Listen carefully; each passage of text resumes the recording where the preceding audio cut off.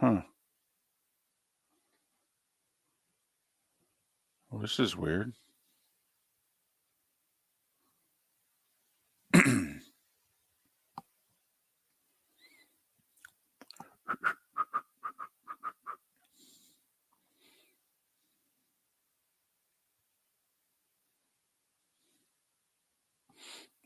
I'd hear nothing. Now, I shouldn't hear anything till he plays the open at 6:01.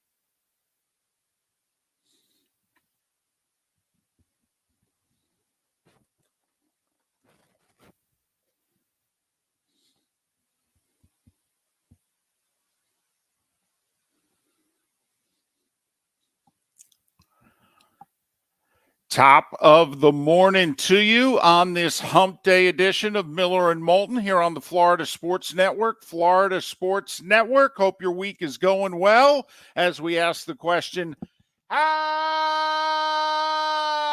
the heck are you? Miller and Moulton, the Florida Sports Network. Thanks so much for being with us. Mark will join us in a moment. We've got a technical glitch going on. We haven't had this one before. So, in 17 years of doing Miller and Moulton together, we've had a lot of technical glitches. And so we think we've experienced just about everything. We got a new one going on today. So as it stands right now, all right, I can't hear Mark. And you can't hear Mark. So hopefully we'll be able to hear Mark, which is interesting that the person that's on location in Jacksonville can be heard. And the person that is in the studio where the broadcast is emanating out of, all right, cannot be heard. That's why this is an interesting technical glitch. We have a great show lined up for you. Hopefully, we'll be able to bring it to you. Bob Harig, live from Augusta, will join us in about an hour and a half. We have the new men's basketball coach for South Florida, Amir Abdur-Rahim, is going to call into the show in a couple hours. And, well, it's a hump day, and so that means Seth Everett to join us near the end of the syndicated portion of our show. A lot went on yesterday. We had important NBA and NHL action. Important games being played. It's the final week of the NBA regular season, and there's about a week and a half left in the NHL regular season. And so we got some important games going on, some good action. And we had Caitlin Clark, who I think put every possible controversy to bed yesterday. That was it. It just took one 8-minute interview, okay, with Caitlin Clark, and then everything that everyone was bent out of shape about is pretty much over. That's it. Bye-bye, so long, farewell. That was fun. Let's move on, shall we? And another day in Major League Baseball in which, this just in, Sandy Alcantara is the best pitcher in the game. So that's what took place yesterday as we wrap up basketball and we move on to everything else. Miller and Moulton, the Florida Sports Network, floridasportsnetwork.com. Heck, we even had some great in-state college baseball going on yesterday. I mean, it's just Goober City right now. I mean, how many nooks and crannies do you want? Although I will say, the story, I don't want to say it interests me the most, but we had an NFL executive, a guy who was highly thought of a half a dozen years ago. Like, he finished second to John Lynch for the Niners job as general manager 6 years ago. He accused the owner of the Arizona Cardinals of, well, being a bad dude and then some. Cheating, discrimination, harassment. Well, okay. I mean, I think we know that maybe some of these guys aren't the best guys in the world, but um, here's my problem. He sent he sent the case, if you will, to Goodell. He did all of this within the framework of the NFL. Does anybody think Roger Goodell is going to give a fair and impartial hearing on anything? Honestly. I mean, this is a guy in a league that has gone out of their way to do what? Not just protect Daniel Snyder. Hell, they've damn near covered up for him.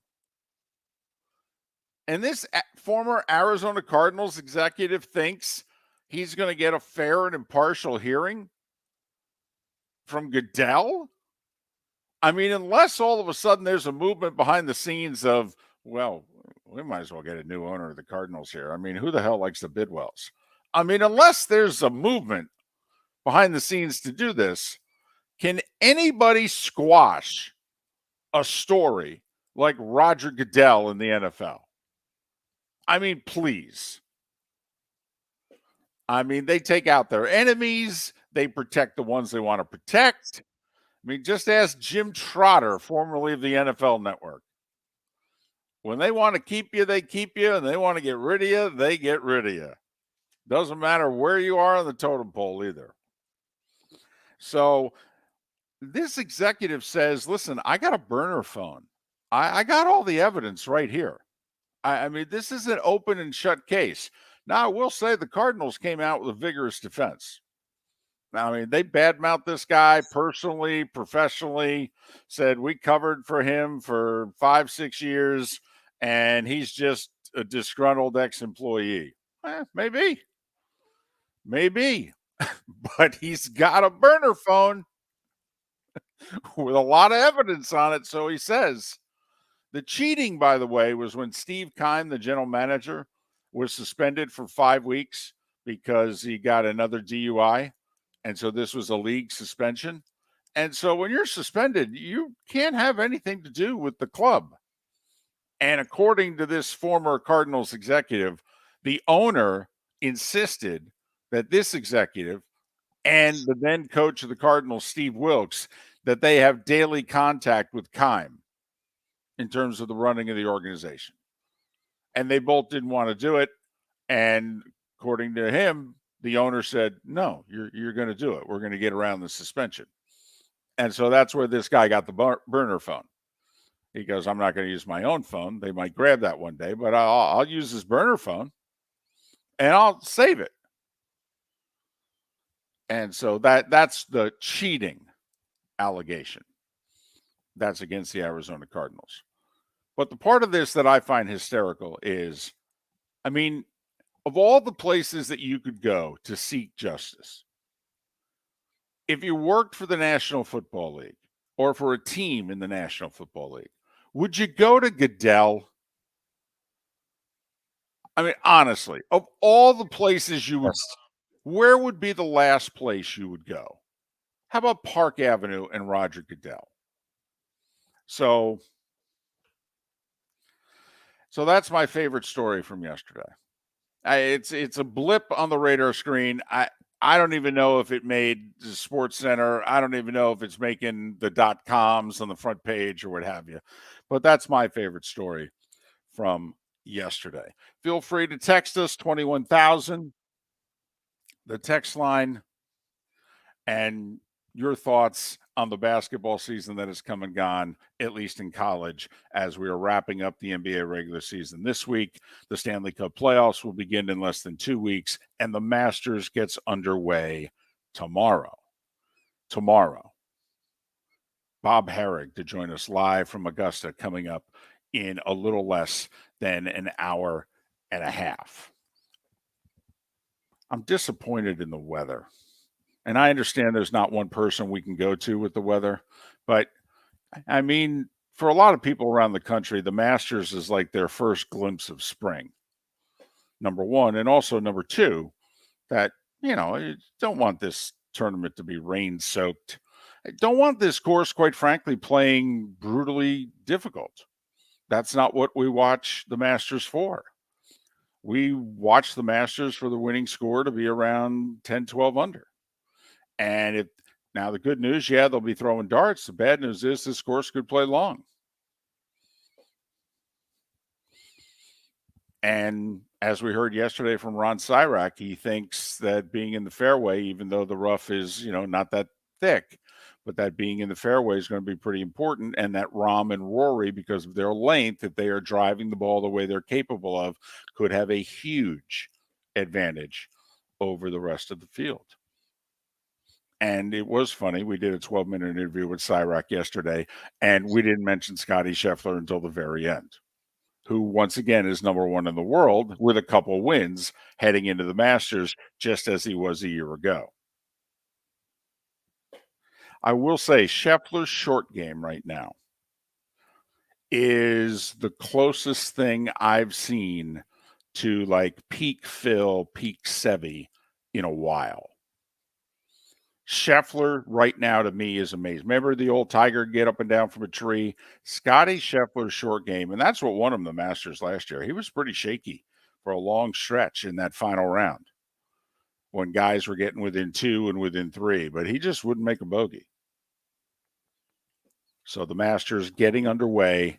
We got the groupings yesterday, and Augusta with a sense of humor, by the way. Anybody see the groupings? They took those LIV golfers, they buried them as much as they could. And it's difficult to bury 18 guys in an 88-guy field. But I thought they did a really good job of it. There's none of the LIV guys. Phil Mickelson is not in a featured group.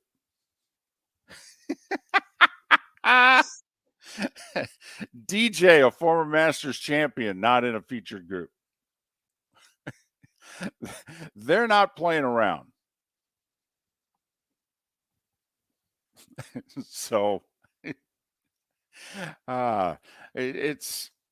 there were some funny things that took place in the sports world yesterday, and that was one of them.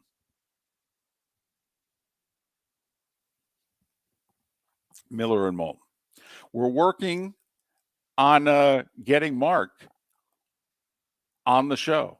You can see him if you're watching the Miller and Moulton Twitch channel, but for whatever reason, there is no audio emanating from our Southwest Florida studio today, which is very strange. We've had a lot of technical difficulties over the years. This one we've never had, especially since there are 2 studios that you can emanate audio from.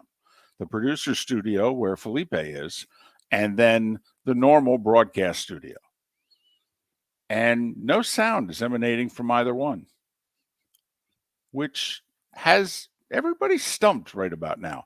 And at the very least, I think they have to get fixed because later on today, they got a local show in that studio. So nice to see we're going to be doing the engineering work for the local station as well. Hopefully Mark will join us coming up on the other side. As we mentioned, Bob Harig is scheduled to join us in a little over an hour live from Augusta.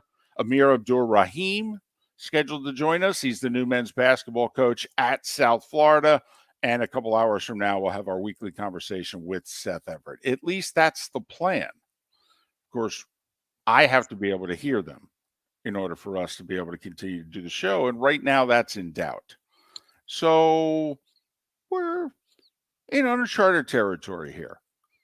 Hump Day edition, Miller and Moulton. Thanks for listening. Florida Sports Network.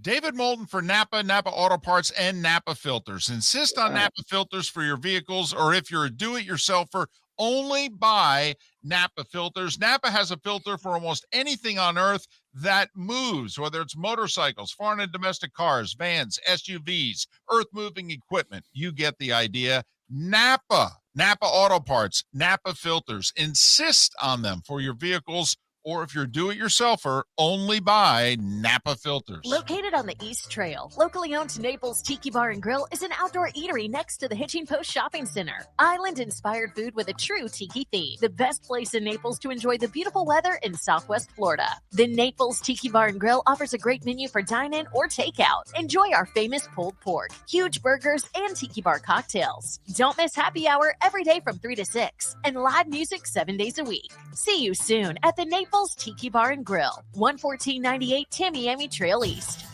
Miller and Moulton here for the Clutch Vodka Play of the Day. Mark, remember Nick Charles, Fred Hickman, the CNN Play of the Day? Yeah, CNN did a nightly sports show. That was a while ago. Yes, it was. Just work with me. Everyone liked the pod, the Play of the Day. So how about we have the Clutch Vodka Play of the Day? Sounds good. Fun. Smooth. Like Clutch Vodka. Listen weekday mornings for the Clutch Vodka Play of the Day. That's Clutch with a K. Mark Miller for SWFL Golf Carts or online, flgolfcarts.com. If you're looking for a golf cart, an e-bike, or an e-motorcycle, go visit Alex and the gang at SWFL Golf Carts. flgolfcarts.com online. Check out their whole inventory. If you're looking for a custom cart, they can take care of you. 2-seater, 4-seater, 6-seater, they've got you covered. E-bikes, nobody better for value and service. E-motorcycles, check them out. Again, flgolfcarts.com. flgolfcarts.com. You were listening to Miller and Moulton on the Florida Sports Network.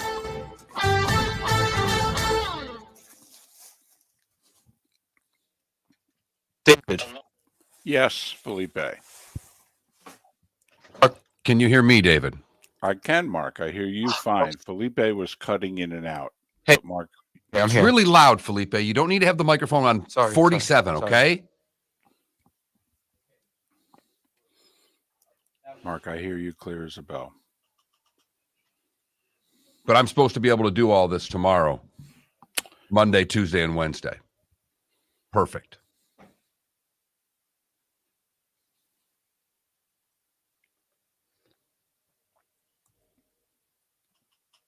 Do we need to cancel? I don't know. Can't cancel 4 shows, David. Well, sure we can. We could certainly cancel tomorrow and try to figure something out by Monday.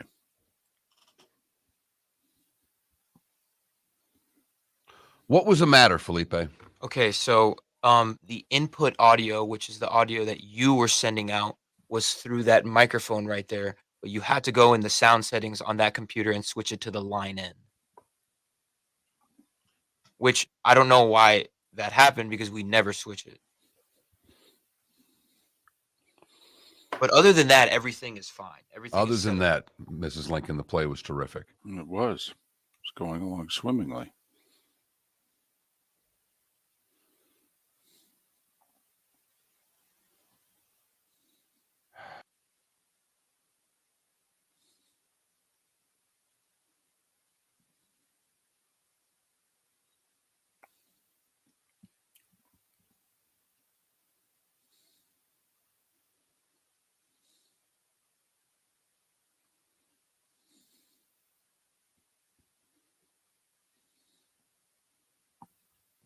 Nope.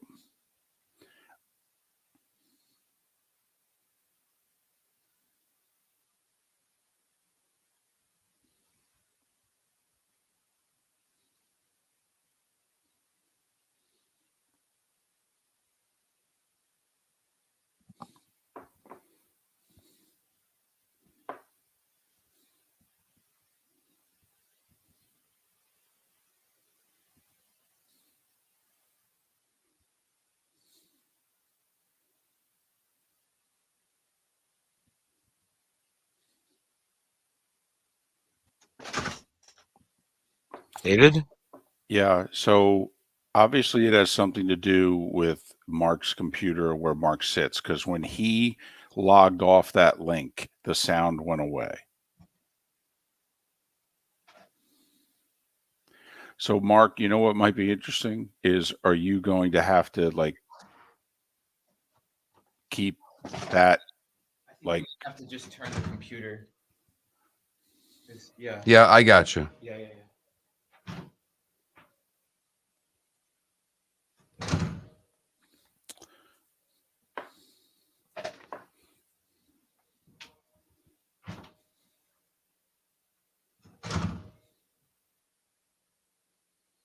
Can you hear me now? Yes, I can. Okay. Yep. Clear as day. You have to.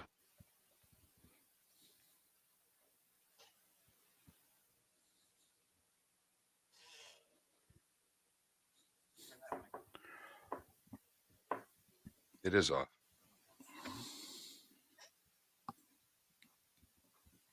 Okay, 1 minute.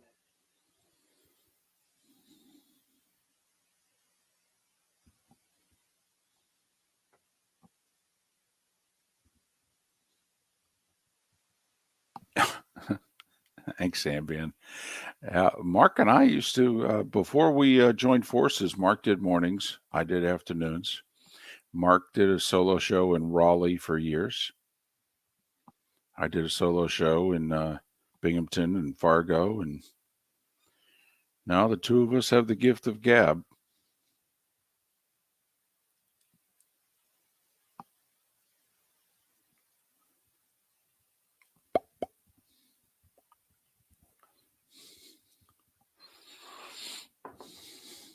I'm going to blame it on Mark's mustache.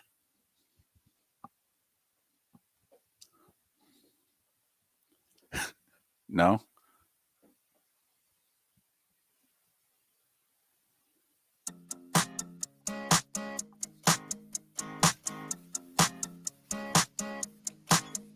You're listening to Miller and Moulton, exclusively on the Florida Sports Network. 21 minutes past the hour. Top of the morning to you, Miller and Moulton, Florida Sports Network, floridasportsnetwork.com. And I feel as if I'm like reaching out to NASA. I don't know if you're in space or I'm in space and you're back at mission control. That's how it should be. Mark, can you hear me? Hello? Hello? Is this 1, 2? So we're back together. I'm blaming it, by the way, on your mustache. I think all the years I've known you, I think you went this route. Didn't you do it one time, like for a Movember? No, I've never worn a mustache. Not even for a month? I've shaved a goatee and left a mustache on, usually with the handlebars all the way down, something silly. That was it. I thought you did it for isn't prostate cancer month November and it's called Movember? Yeah, I've never pulled off one of those. No? I think maybe for a week or so. I only did this to annoy my wife and my daughter, who both hate it. Can I quick sidebar?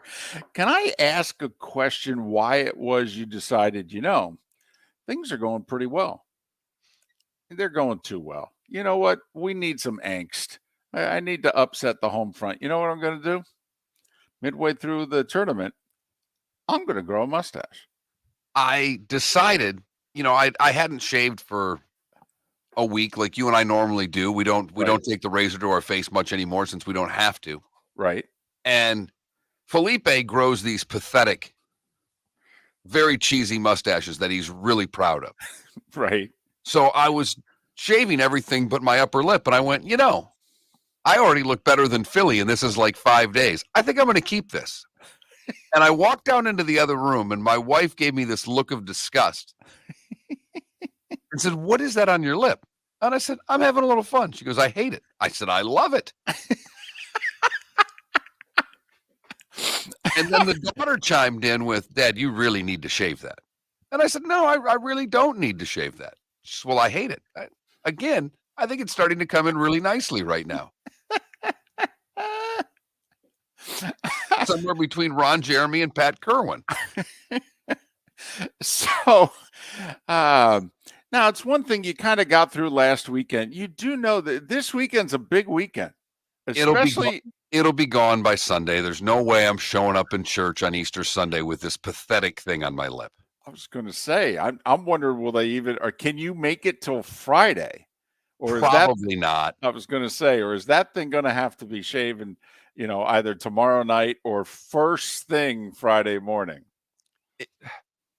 We're taking Friday off. I'm playing some golf on Friday. I will probably leave it through the round of golf on Friday and then, get a shower after the round of golf and take it down.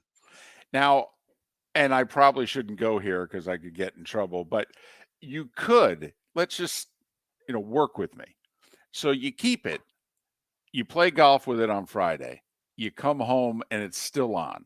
All right. And she glares at you. You could just remind her and go, hey, what's this weekend? Okay. He kind of, let it go. I went with that yesterday.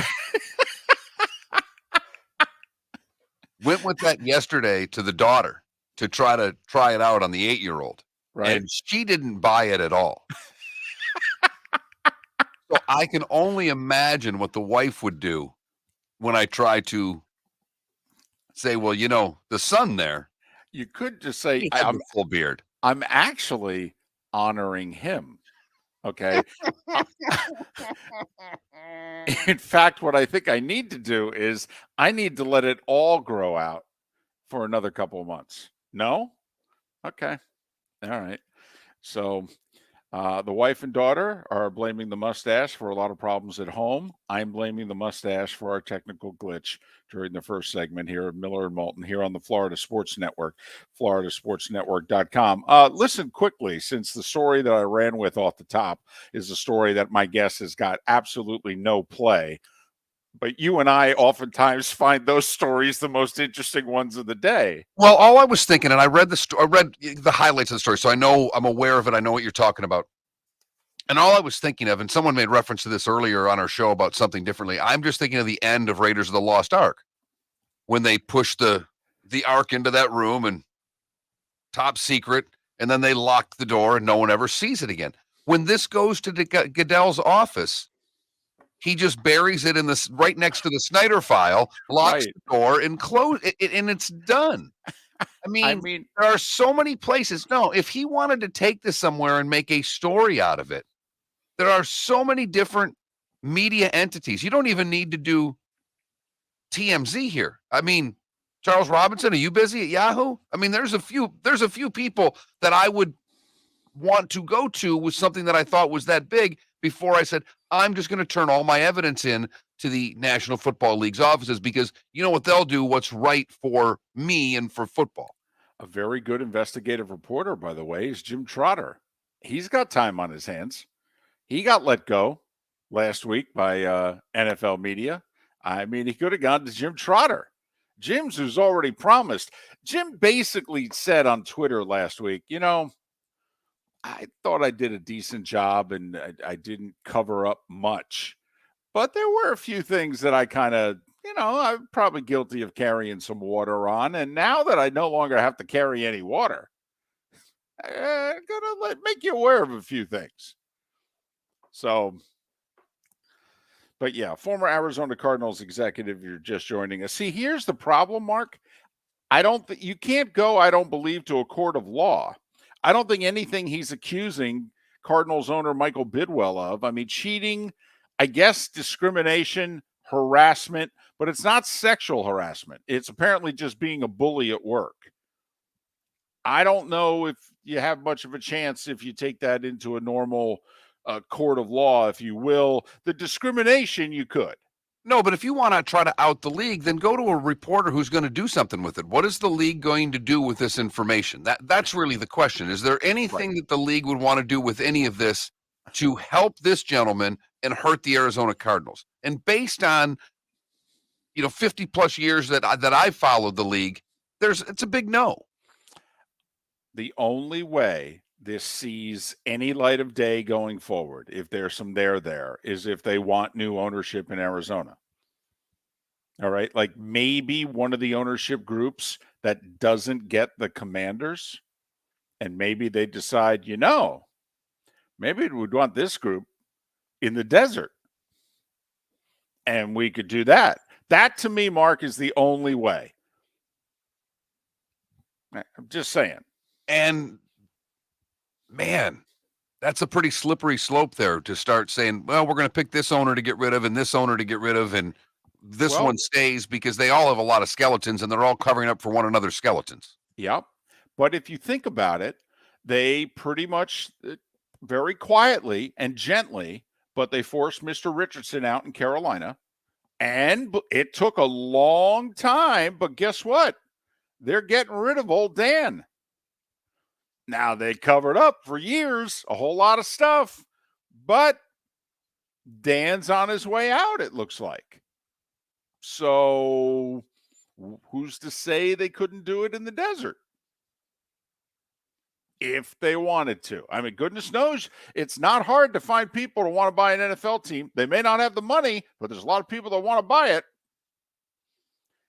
I mean, some billionaire is going to finish second. I mean, you got the Canadian billionaire, he's got $6 billion cash. You got the guy who owns the Sixers and the Devils with Magic and the DC billionaire. One of those two is going to lose out on the Commanders. And there's still Bezos out there that says he wants a team. Right. And maybe DC's too much of a conflict and too political and what have you. Hey, we'll take your $4 or $5 billion for the Arizona Cardinals. What do you say? Hell, you get a Super Bowl every 6 years. That's got to be worth an extra $1 billion in and of itself. There you go. Miller and Moulton. Great show lined up for you. We're all back together again. One happy family. Kumbaya. The starting five is next on the Florida Sports Network. Miller and Moulton here for the Clutch Vodka Play of the Day. Mark, remember Nick Charles, Fred Hickman, the CNN Play of the Day? Yeah, CNN did a nightly sports show. That was a while ago. Yes, it was. Just work with me. Everyone liked the pod, the Play of the Day. So how about we have the Clutch Vodka Play of the Day? Sounds good. Fun. Smooth. Like Clutch Vodka. Listen weekday mornings for the Clutch Vodka Play of the Day. That's Clutch with a K. Mark Miller for SWFL Golf Carts or online, flgolfcarts.com. If you're looking for a golf cart, an e-bike, or an e-motorcycle, go visit Alex and the gang at SWFL Golf Carts. flgolfcarts.com online. Check out their whole inventory. If you're looking for a custom cart, they can take care of you. 2-seater, 4-seater, 6-seater, they've got you covered. E-bikes, nobody better for value and service. E-motorcycles, check them out. Again, flgolfcarts.com. flgolfcarts.com. Ladies and gentlemen. Hi. Excuse me. Hey, the line starts back here. Ma'am, if your party's not here, you're gonna have to go around again. If you had the opportunity to avoid all this, wouldn't you? Salt Live is the official transportation provider of the Miller and Moulton Morning Show, making your trip to and from the airport seamless and stress-free. Salt Live is supported with the help of local partners like the Bayfront Inn. Gather your family and friends and enjoy a leisurely day on the water with a pontoon or deck boat. If you prefer to explore the waterways without a motor, the Bayfront has canoes, standboards, and kayaks. At the end of your journey, enjoy lunch or dinner at the Bamboo Tropical Bar and Grill. The Bayfront Inn, something for everyone on 5th Avenue in downtown Naples.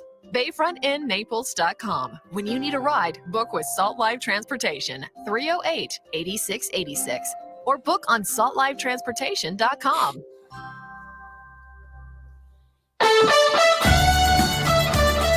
You were listening to Miller and Moulton on the Florida Sports Network.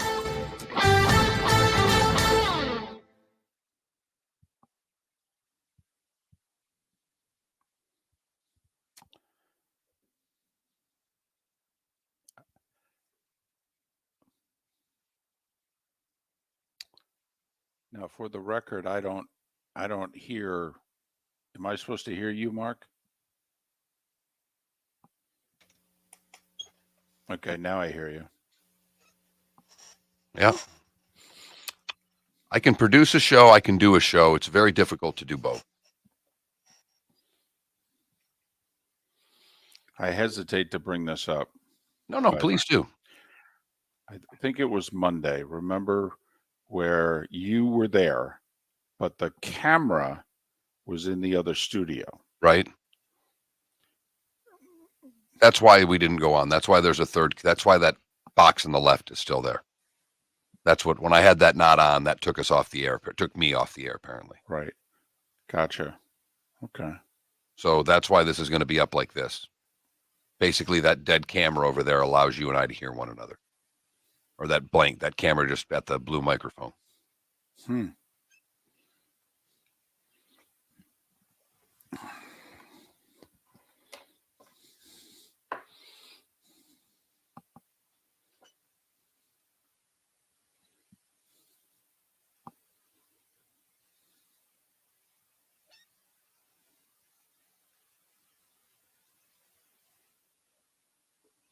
Yeah, 5 in the ninth. 3 homers.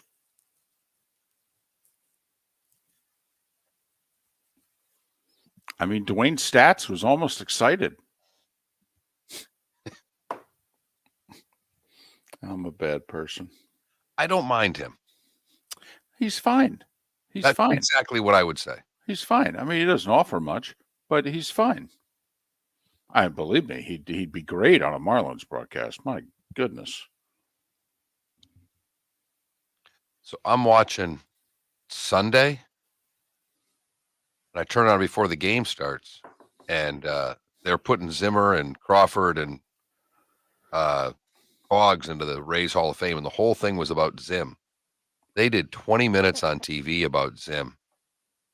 Oh my goodness, are you kidding me? You can't get that done before you go on air?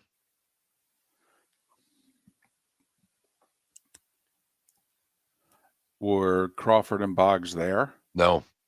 That's probably why. And Mrs. Zimmer was there, right? Correct, and a bunch of kids and grandkids, and it was all about Zim, but it was like, woo. Which also is a reach, of the 3. Yeah, that was my thought. Not that I'm just like, this is. But Carl Crawford was a terrific Ray.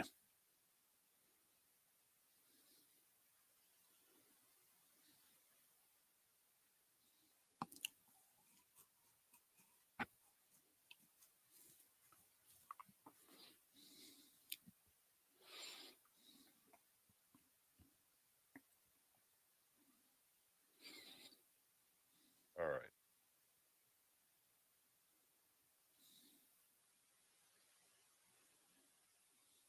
Turn these off.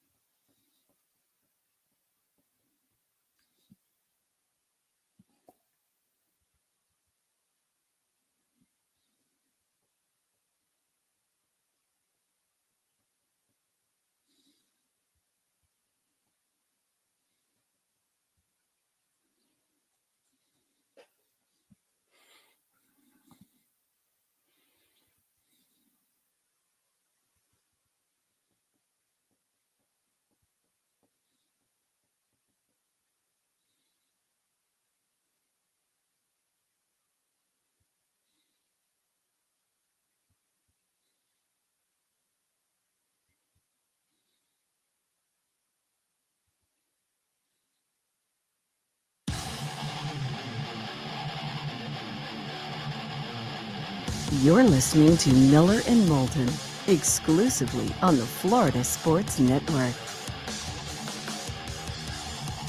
22 minutes before the hour. Miller and Moulton, Florida Sports Network, floridasportsnetwork.com. Bob Harig, live from Augusta 1 hour from now.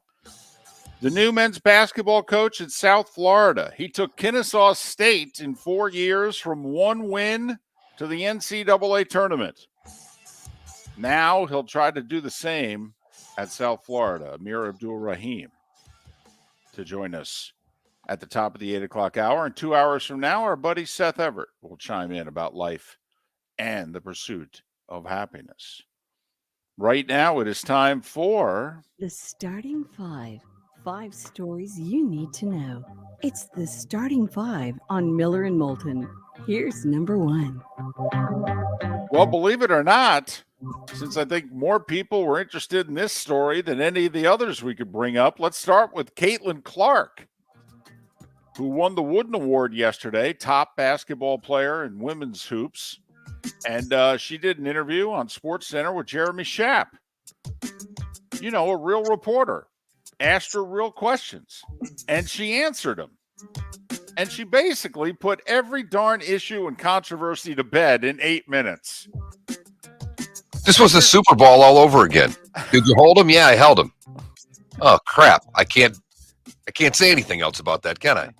Caitlin Clark, okay, said, yeah, it was a nice gesture by the First Lady, but LSU should be the only team going to the White House. That's how we do it. They're the champions. We should not be getting in the way of their day in any way. If they want to come to an Iowa game in the fall, the president and First Lady, we'd be more than happy to host them. But no, the LSU should have their day at the White House. Thank you very much. Then about Angel Reese, Caitlin Clark said, I don't think Angel should be criticized at all. I compete, she competes, we're all competitive. We show our emotions differently. Angel's a tremendous player. I'm a big fan of her, and LSU played an amazing game. Okay. Now what are you going to say? Next. That pretty much puts an end to that. Got to admit, makes the national media look pretty foolish, doesn't it? Funny how wise a 21-year-old woman can be compared to the national media as a whole. Wonder why it is people have problems with the media these days. I don't know, because oftentimes they look stupid. Maybe that's it. And believe me, Miller and Moulton know a little something about looking stupid. Men's college basketball, much like the women, the day after the championship game, they do a final top 25. Mark, where do you think Miami should have been ranked? Well, they were in the Final Four, right? Correct. They were ranked third in the Final Four. That's where I was going to third. Okay. Okay. Where then would you rank FAU? I would rank them fourth. Well, they were ranked fifth in the final poll. Alabama ended up fourth, FAU fifth. One thing to keep in mind, FAU is bringing everybody but one back. And the thought is right now, no one's leaving. I hope so. I really, for their sake, hope so. And if that's the case, do not be surprised. Now, we know what preseason polls are worth, but do not be surprised if, first off, FAU is definitely in the top 15 preseason next year, but they could even be preseason top 10, which talk about, people circling them on the schedule. And after that first year in the American, even in November and December when they got their non-conference games, like when they play a few of the in-state teams, like when they play FGCU and FIU, talking about a game that gets circled now next year when FAU comes to town. All right, NBA, there were 13 games yesterday, and believe it or not, many of them were important. Heat rallied in the fourth quarter in Detroit to beat the Pistons 118-105. Jimmy Butler saved 18 of his 27 points for the fourth quarter. And while Miami won, Brooklyn lost at home. Minnesota beat them 107-102. What does it mean? It means Brooklyn's just a game ahead of the Heat for the 6th seed. Now, Brooklyn owns the tiebreaker, so it's still an uphill climb for Miami to avoid the play-in, but now at least they have a shot at it. Minnesota, by the way, just a half a game behind New Orleans for 8th in the West.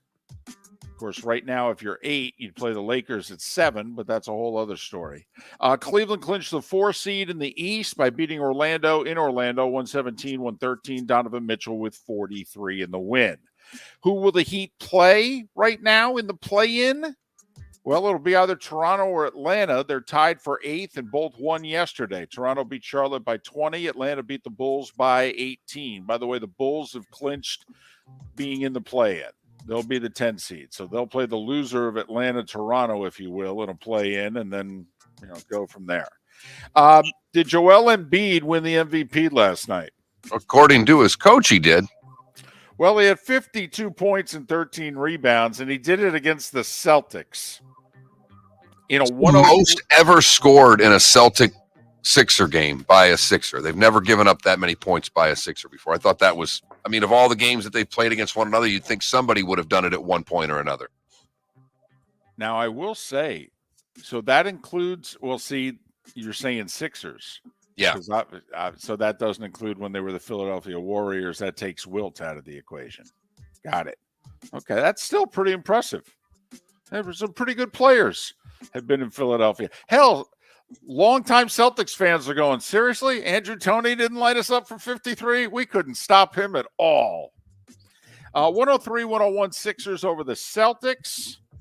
And as we mentioned, 52 points, 13 rebounds for Joel Embiid. I don't even know if he's going to play the rest of the year. I think he's just going to submit that along with his one-on-one showdown against Jokic earlier in the year and say, I think I should be MVP. Milwaukee beat Washington by 12. They're 3 up with 3 to play for the 1 seed. So it looks as if they're going to get it. Looks as if Boston will be the 2, Philly will be the 3, Cleveland will be the 4. Houston beat Denver by 21, and Malone, the coach of the Nuggets, came out afterwards and said, our team was soft. And don't worry, I just told them they were soft. I'm telling you we were soft.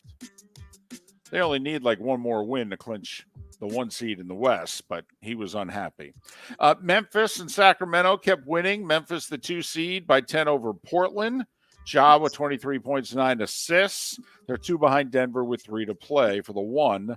Sacramento clinched the Pacific Division title. They haven't won many of those in their history. That's a banner. Yes. That's a banner. Totally. Okay, certain franchises get criticized for putting up banners. All right, if you're the Kings, you win the Pacific Division title. You haven't made the playoffs since 06. That's a banner. 121-103, by the way, in New Orleans. Pelicans fall to the 8th seed in the West. Lakers blew an 11-point fourth-quarter lead. LeBron missed a layup to win it in regulation. Then he made a bucket at the end of overtime to win it, 135-133 in Utah. But having to play the overtime could come back and cost the Lakers. They have to return home tonight and play the Clippers. Second of a back-to-back, and it's a big game. Lakers, by the way, have won 7 of 8. Lakers, Warriors, Clippers, all tied there. 5, 6, and 7 are all. They're tied in the loss column. Put it that way. They're within a half a game of each other, but they're all tied in the loss column. Warriors technically are the 5, Clippers the 6, Lakers the 7, but they're all tied in the loss column. Speaking of the Warriors, Steph with 34. They beat OKC by 11. And Phoenix clinched the 4 seed with a 21-point win against San Antonio. So that's a lot going on in the NBA. There's a lot going on in the NHL. 11 games. None of them bigger than, well, Fort Lauderdale. The Panthers held off the Sabres 2-1. Alex Lyon with 39 saves. Buffalo had a 6-on-3 for the final 13 seconds mark and a 6-on-4 for the final 36 seconds. But Florida won it 2-1, their 4th straight win. With Pittsburgh losing in New Jersey 5-1, what does it mean? It means the Panthers are technically the first wild card this morning. They're tied with the Islanders, but they have more regulation wins, so they win the tiebreaker. The Penguins are just a point back. So 3 teams for 2 spots, separated by a point. And last night's win for Florida pretty much ends Buffalo's chance to get in there. So it really is these 3 teams fighting for the last 2 spots. And all 3 teams have 4 games left. Carolina beat Ottawa in overtime, so they're in first place by 3 points over the Devils.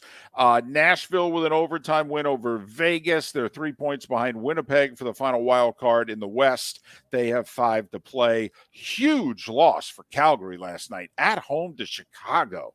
4-3. They're 2 points back of that final playoff spot, and they only have 4 games left. Seattle, the Kraken, are 2 points away, Mark, from clinching a playoff spot. They beat Vancouver 5-2.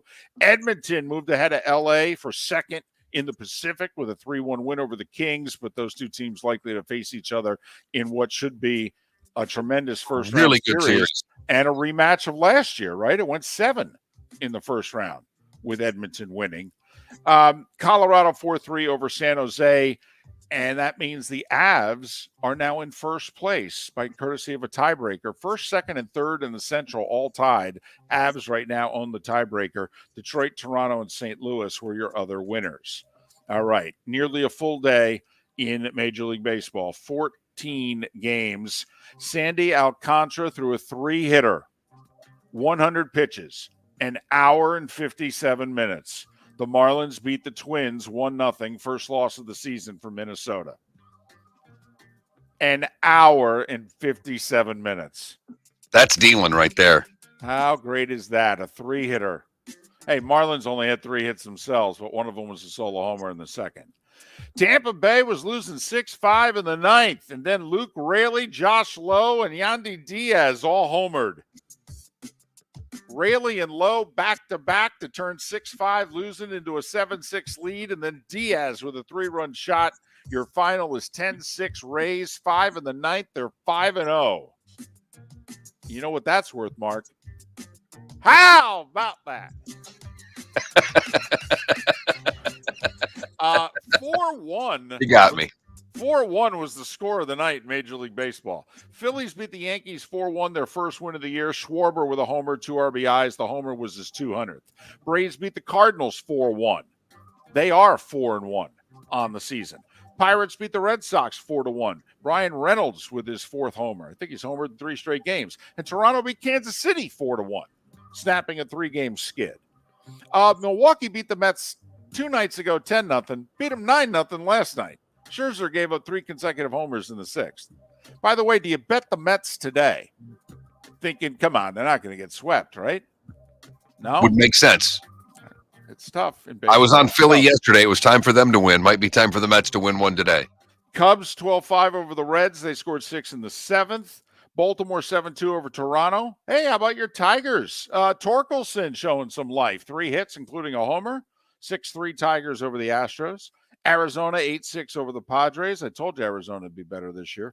Seattle snapped the skid 11-2 over the Angels. They had 2 players, Hernandez and Pollock, each have 2 homers. Oakland edged Cleveland 4-3 and Dodgers 5-2 over Colorado. Las Vegas signed Brian Hoyer to a 2-year contract. And speaking of former Patriots joining Vegas, Danny Amendola was added to the staff. One other NFL note, ex-Cardinals executive Terry McDonough is accusing Arizona Cardinals owner Michael Bidwell of cheating, discrimination, and harassment. The case is going to arbitration. You know who the arbiter is? Roger Goodell. So you'll never hear anything of this again. I do want to mention college baseball. Big night in the state of Florida last night. Gators are 3rd in the country. They doubled up Bethune 8-4. Miami's ranked in the top 20. They beat UCF 14-3. FAU with a slam in the 9th beat 15th ranked FGCU 8-4. And then a big night for the A-Sun. JU beat Florida State in Tallahassee 5-4. UNF went to Tampa, beat South Florida 5-4 and 10. And Stetson over FIU 6-4. So there you have it. At 8 minutes before the hour, that was the starting 5 every weekday morning at this time on Miller and Moulton.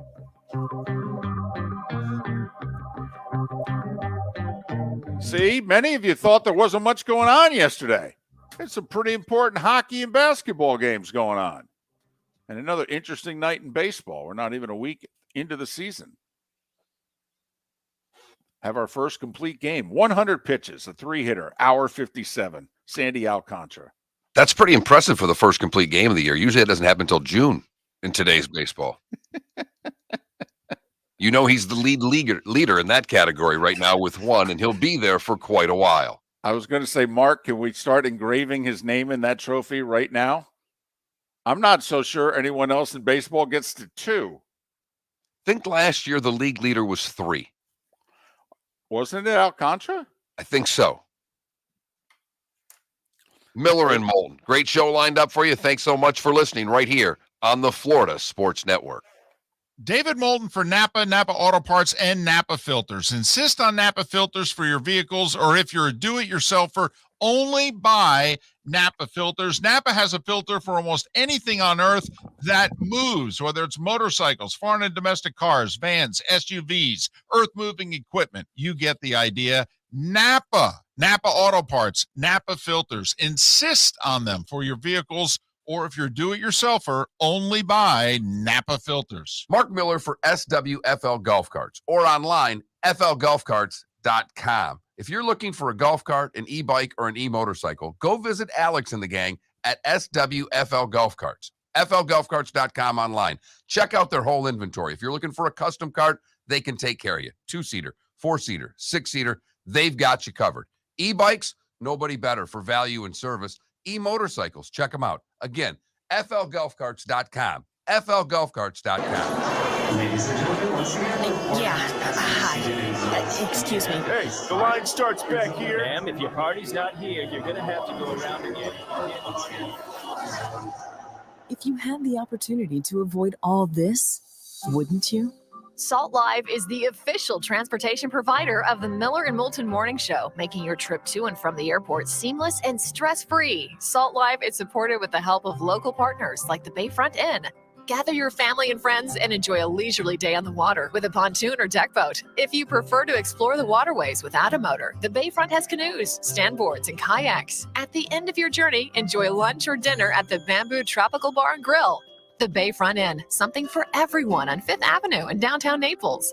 BayfrontInNaples.com. When you need a ride, book with Salt Live Transportation, 308-8686, or book on saltlivetransportation.com.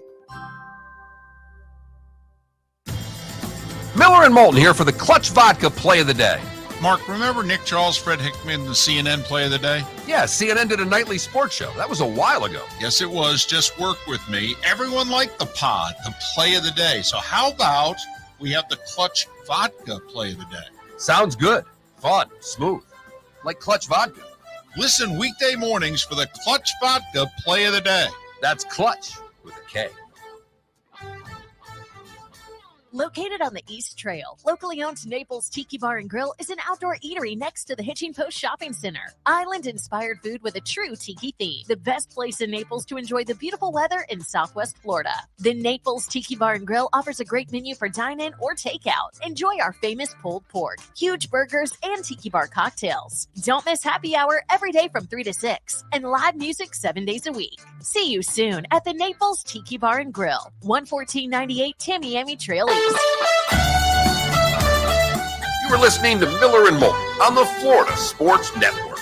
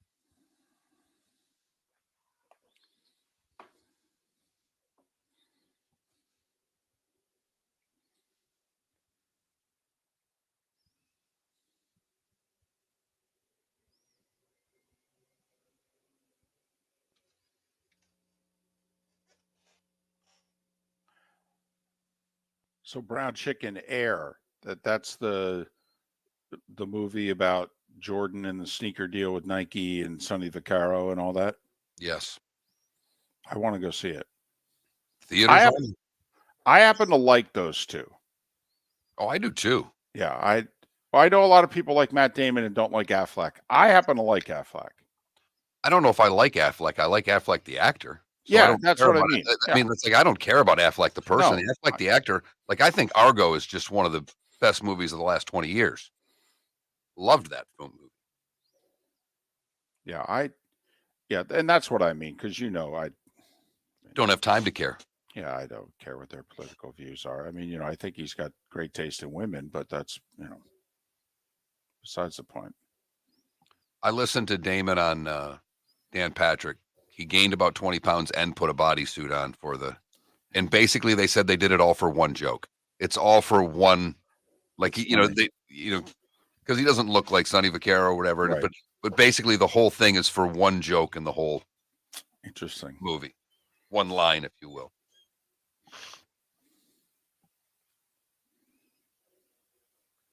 All right. My panic. I'm going to put everything back the other way.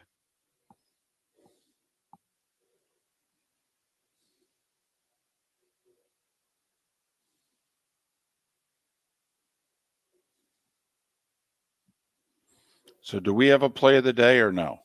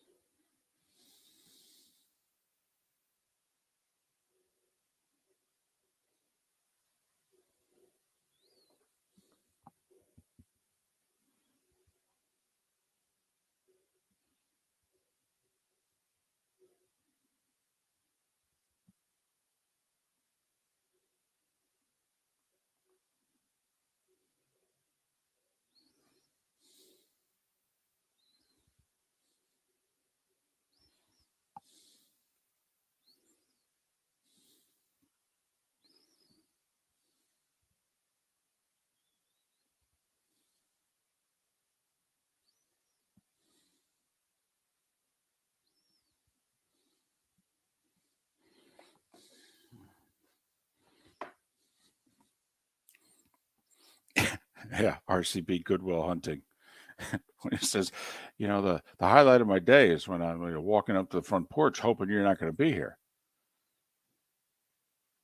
Because if we're watching Pats games together in 20 years, I'm going to kill you.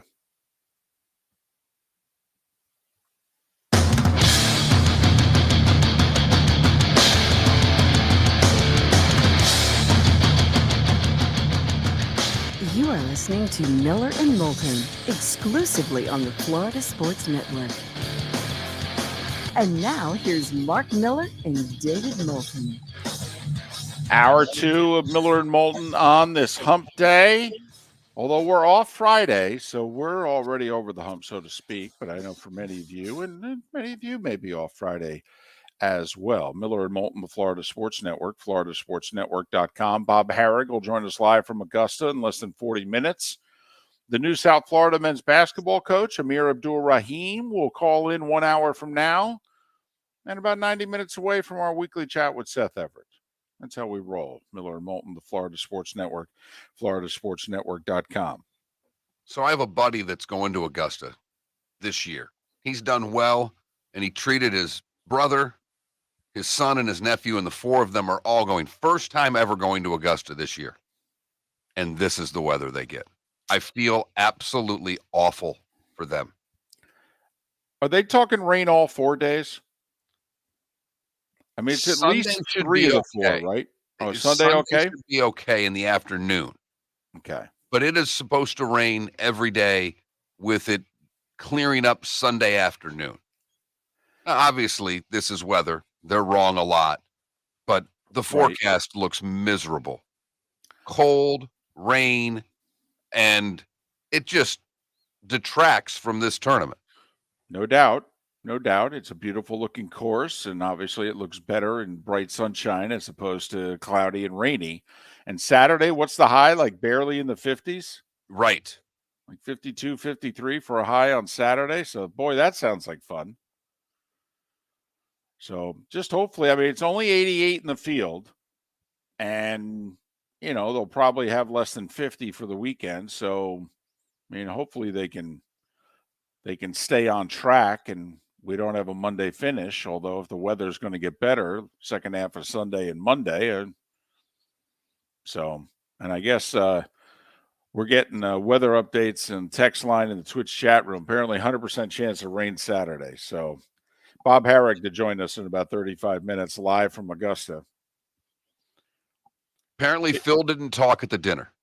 Phil just showed up, sat in the corner, according to Fuzzy, and I think it was Tommy Aaron basically said, yeah, he kind of kept to himself, sat in the corner, sat at the end of a table, and didn't say anything.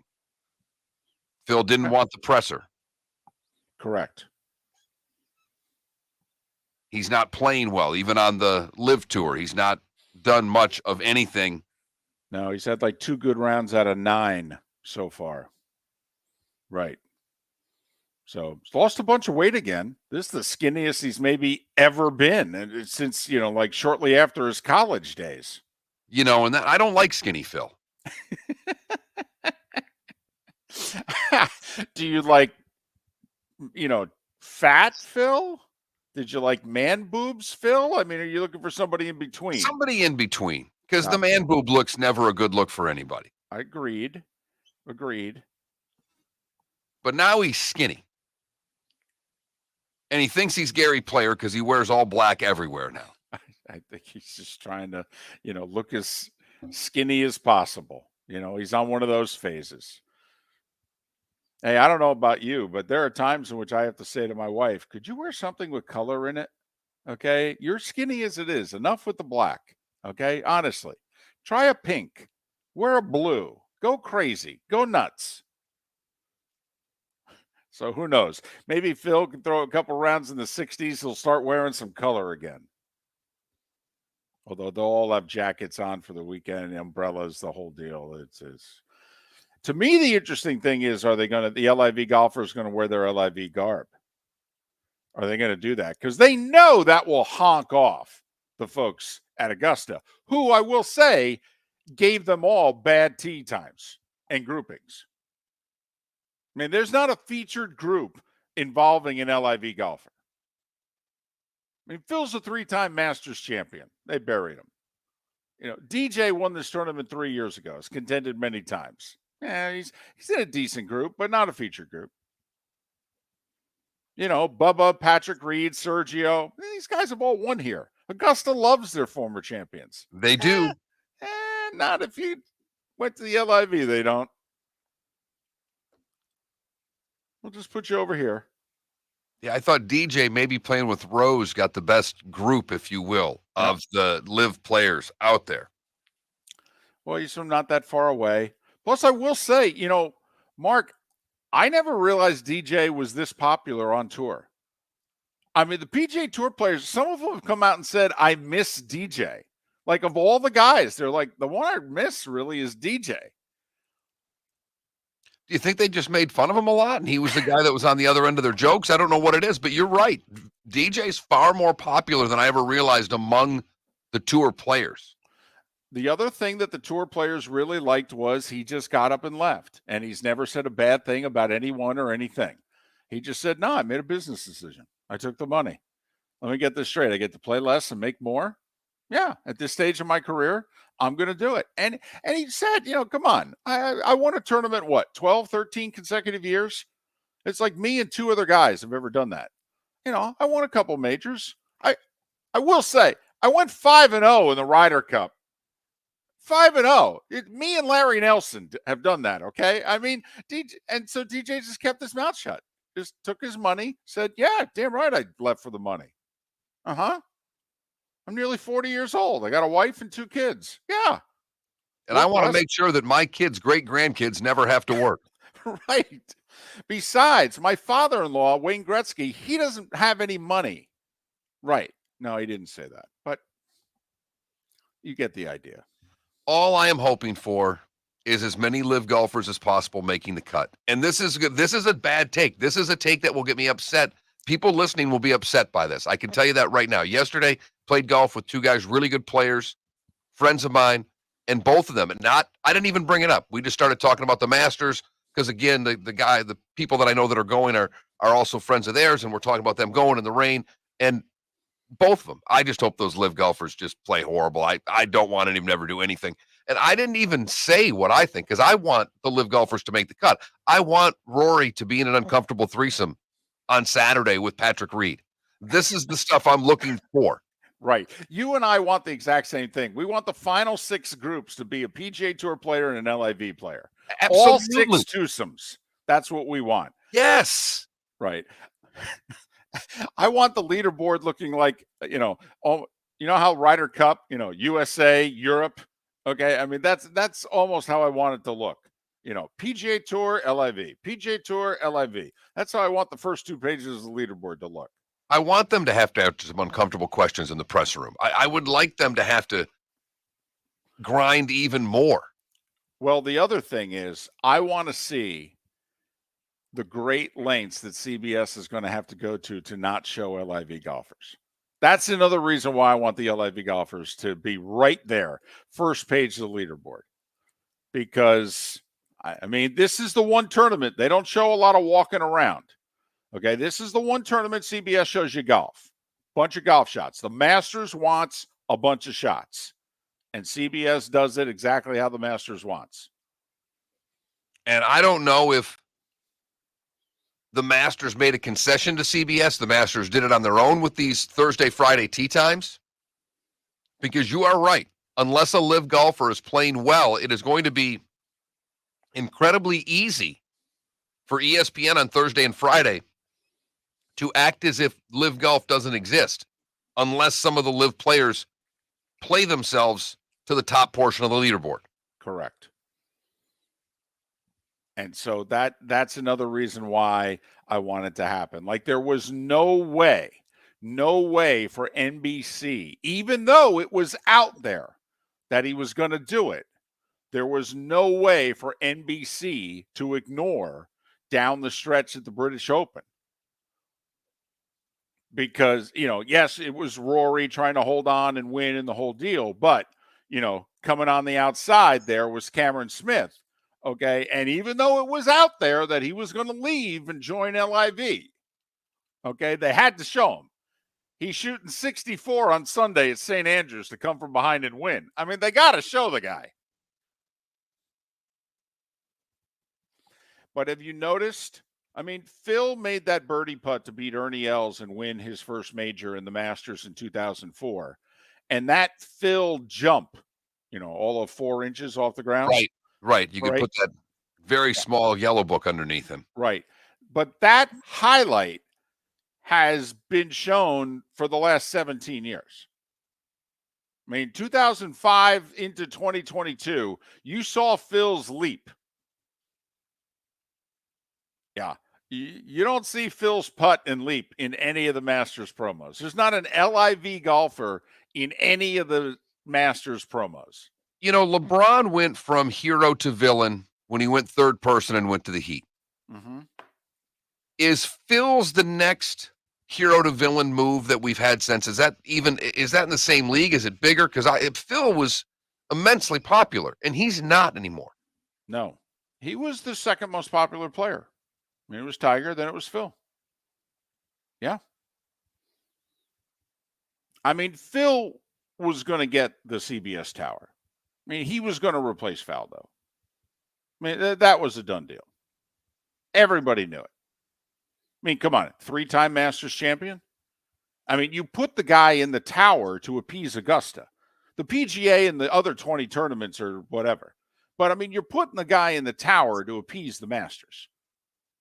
Faldo, 3-time Masters champion. When they had a chance to get their hands on him, they threw Lanny Watkins out. Lanny was 1 month into a 5-year contract.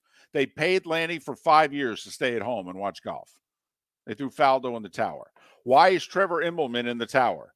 Mark, what's the one major he has on his resume? That would be the 07 Masters. Otherwise, there's no chance, and you know what? He's in that tower. No chance. He's not even good. Phil would have been a lock.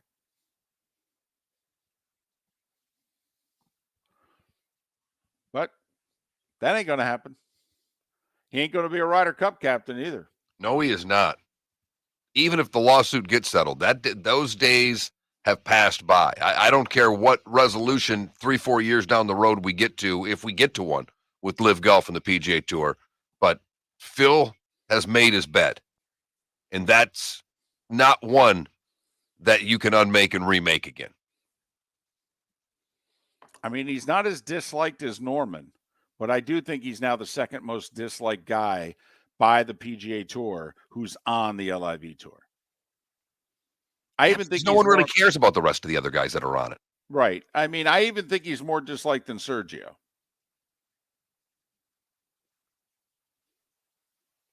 For whatever that's worth. Miller and Moulton. Bob Harig coming up in 25 minutes time right here on the Florida Sports Network. Ladies and gentlemen, hi. Excuse me. Hey, the line starts back here. Ma'am, if your party's not here, you're going to have to go around and get If you had the opportunity to avoid all this, wouldn't you? Salt Live is the official transportation provider of the Miller and Moulton Morning Show, making your trip to and from the airport seamless and stress-free. Salt Live is supported with the help of local partners like the Bayfront Inn. Gather your family and friends and enjoy a leisurely day on the water with a pontoon or deck boat. If you prefer to explore the waterways without a motor, the Bayfront has canoes, standboards, and kayaks. At the end of your journey, enjoy lunch or dinner at the Bamboo Tropical Bar and Grill.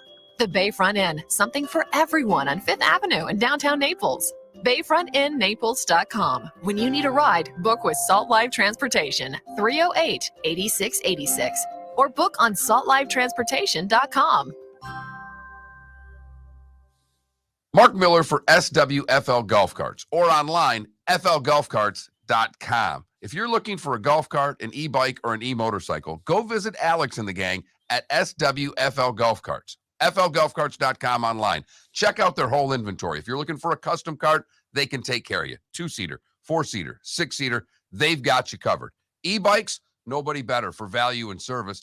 E-motorcycles, check them out. Again, flgolfcarts.com. FLGolfCarts.com. Located on the East Trail, locally owned Naples Tiki Bar and Grill is an outdoor eatery next to the Hitching Post Shopping Center. Island-inspired food with a true tiki theme. The best place in Naples to enjoy the beautiful weather in Southwest Florida. The Naples Tiki Bar and Grill offers a great menu for dine-in or takeout. Enjoy our famous pulled pork, huge burgers, and tiki bar cocktails. Don't miss happy hour every day from 3 to 6 and live music 7 days a week. See you soon at the Naples Tiki Bar and Grill, 11498 Tamiami Trail East.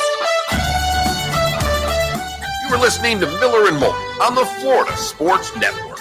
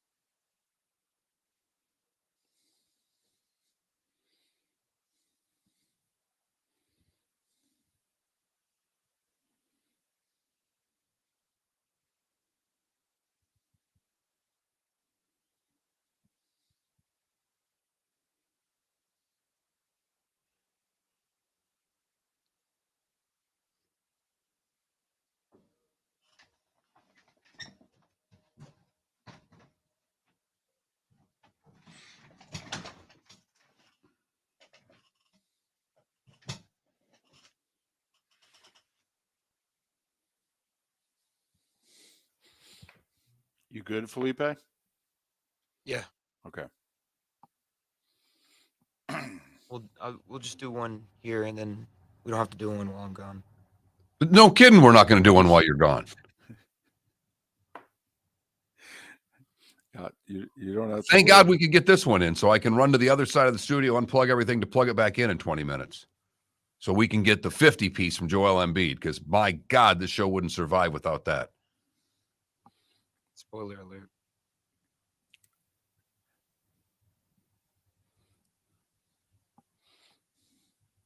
Man, you say 50 piece, I think of like Kentucky Fried Chicken.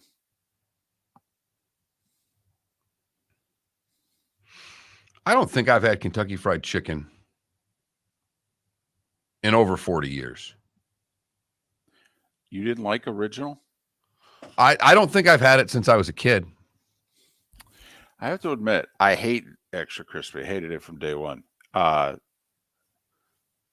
Once a year, I treat myself to a little Kentucky Fried Chicken. It's kind of nice. I know they have a chicken sandwich now. That's big news there. Kentucky Fried Chicken has a chicken sandwich, David. Well, they watched Chick-fil-A move all the way up to number 2 in sales, and then they figured, maybe we should have a chicken sandwich. A little behind the times there. A little bit. 30 seconds. I do Kentucky Fried once a year, and I'll do Popeyes. Got a retweet from Amir.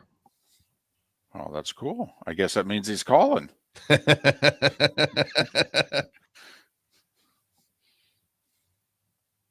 seconds.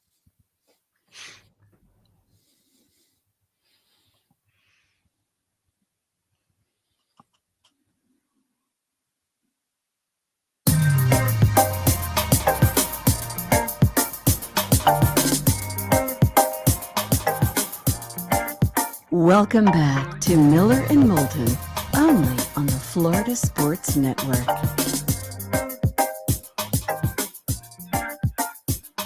It's 21 minutes past the hour. Miller and Moulton, Florida Sports Network, floridasportsnetwork.com. Bob Harig to join us live from Augusta, a little more than 15 minutes time.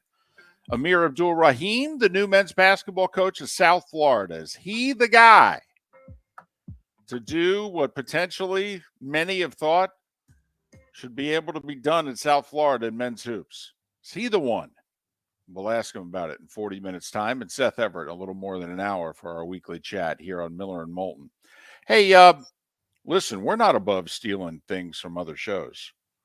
I'm going to Research and development, David. Research and development. Thank you, Mark. Make it sound so good. I appreciate that. So our buddy Ken Levicka's got the midday show over on ESPN in West Palm. And, he still had the basketball on his brain. And it's the talk with UConn winning, are the Huskies a blue blood? And so he asked his audience, he said, okay, if we do the major sports, who's a blue blood? And I have a question, and Felipe may get bent out of shape about this, but are there only two in the NBA? Well, I guess, most people define a blue blood as someone from when the sport was getting started, dominated, won championships. You go back to the beginning of time of that sport. Who is it you're talking about? Well, obviously the Celtics and then Right. the Lakers. Right. And so, he and his audience came up with like five. That the number they decided was we're going to name five.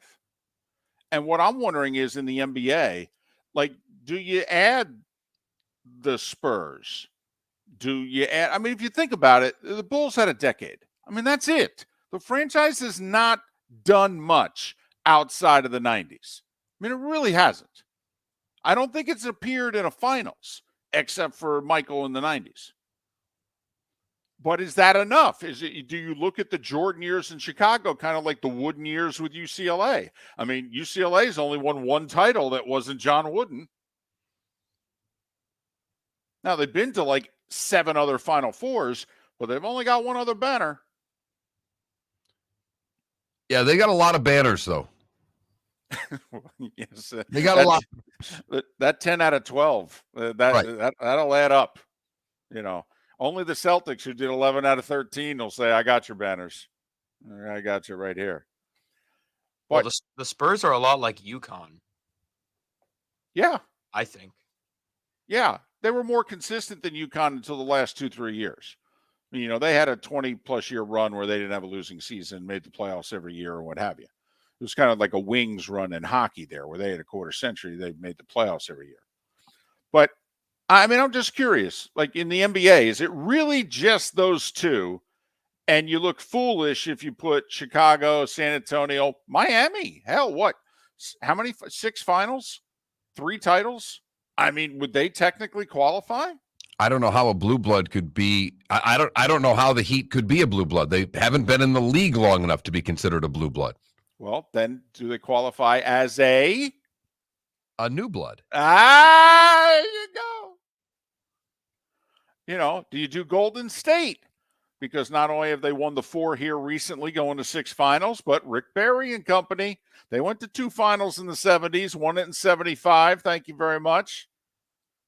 Yeah, I don't think that qualifies. Okay. mean, that would be almost like saying the Pistons qualify because Well, they had, they had the bad boys, and then they had the second run where they won a title. No. okay. And I don't think there are more but 2 in the NBA. Fair enough. Period. NFL. And you call them blue blood, call them royalty, whatever you want. I mean, you just go by number of Super Bowls. So we go what? Patriots, Steelers, Niners, Cowboys. Well, the Packers would have to be a blue blood for all their championships prior to the Super Bowl. Okay.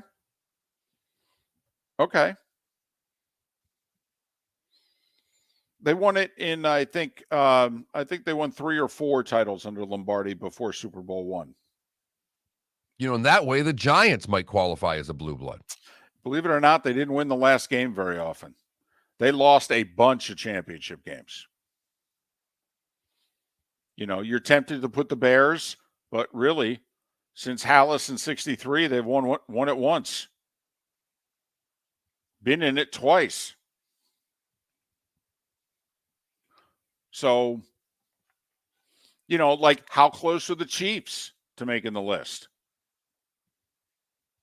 They got 3, 2 in this little run here. How close are they to being added to the list? So in the NFL, we're thinking, Patriots, Steelers, Niners, Packers, Cowboys. See, I don't think of the Patriots as a blue blood. The last 25 years are unbelievable. Just look at our last 25 years. So you kind of look at them as this. They're a new blood. So, well, and if you think about it, they only went to one other Super Bowl before this whole Belichick, Brady, basically John Wooden with Lou Alcindor, Bill Walton thing they had going on.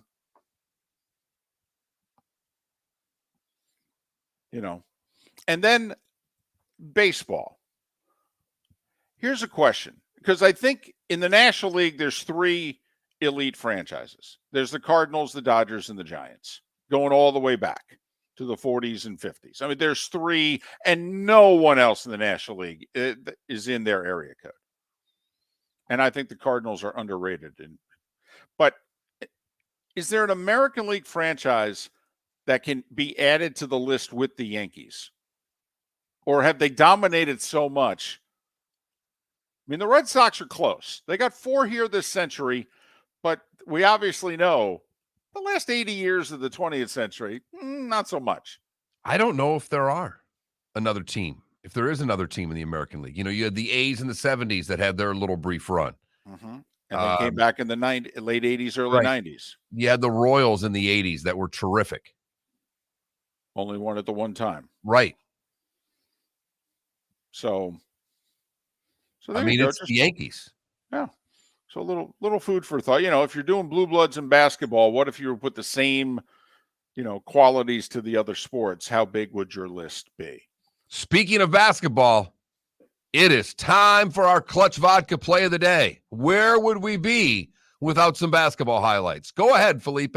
What do we have today? You guessed it is a basketball highlight. Joel Embiid pretty much closed the gap on the MVP voting last night after a 52-point performance at 13 rebounds, 6 assists, 20 for 25 from the field.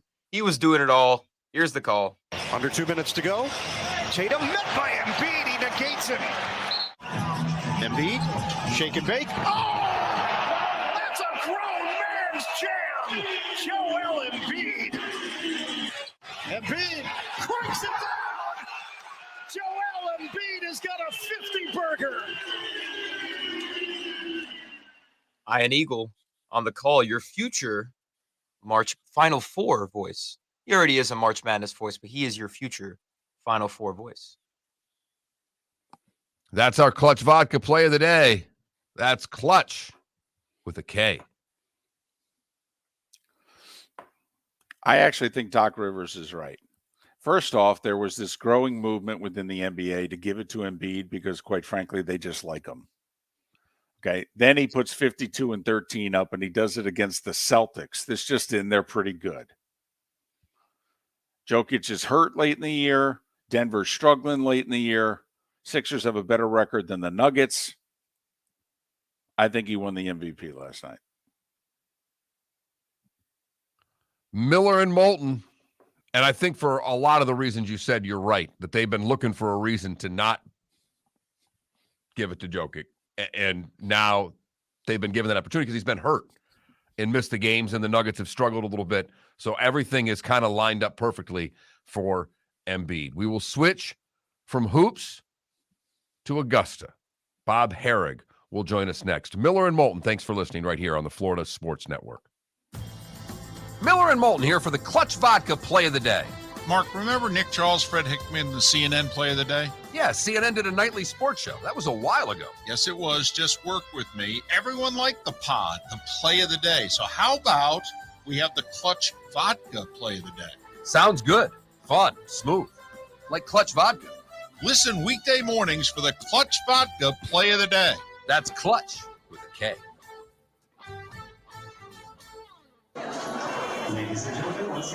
Yeah. Hi. Excuse me. Hey, the line starts back here. Ma'am, if your party's not here, you're gonna have to go around and get it. If you had the opportunity to avoid all this, wouldn't you? Salt Live is the official transportation provider of the Miller and Moulton Morning Show, making your trip to and from the airport seamless and stress-free. Salt Live is supported with the help of local partners like the Bayfront Inn. Gather your family and friends and enjoy a leisurely day on the water with a pontoon or deck boat. If you prefer to explore the waterways without a motor, the Bayfront has canoes, standboards, and kayaks. At the end of your journey, enjoy lunch or dinner at the Bamboo Tropical Bar and Grill. The Bayfront Inn, something for everyone on 5th Avenue in downtown Naples. BayfrontInNaples.com. When you need a ride, book with Salt Live Transportation, 308-8686, or book on saltlivetransportation.com. David Moulton for Napa, Napa Auto Parts, and Napa Filters. Insist on Napa filters for your vehicles, or if you're a do-it-yourselfer, only buy Napa filters. Napa has a filter for almost anything on earth that moves, whether it's motorcycles, foreign and domestic cars, vans, SUVs, earth-moving equipment. You get the idea. Napa Auto Parts, Napa filters. Insist on them for your vehicles, or if you're a do-it-yourselfer, only buy Napa filters. You were listening to Miller and Moulton on the Florida Sports Network.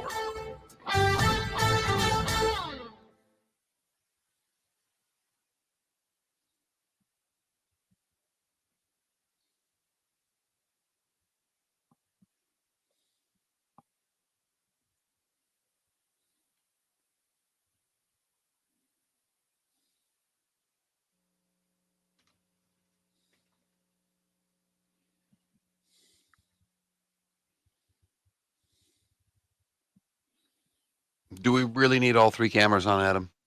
Do you really need the blank wall?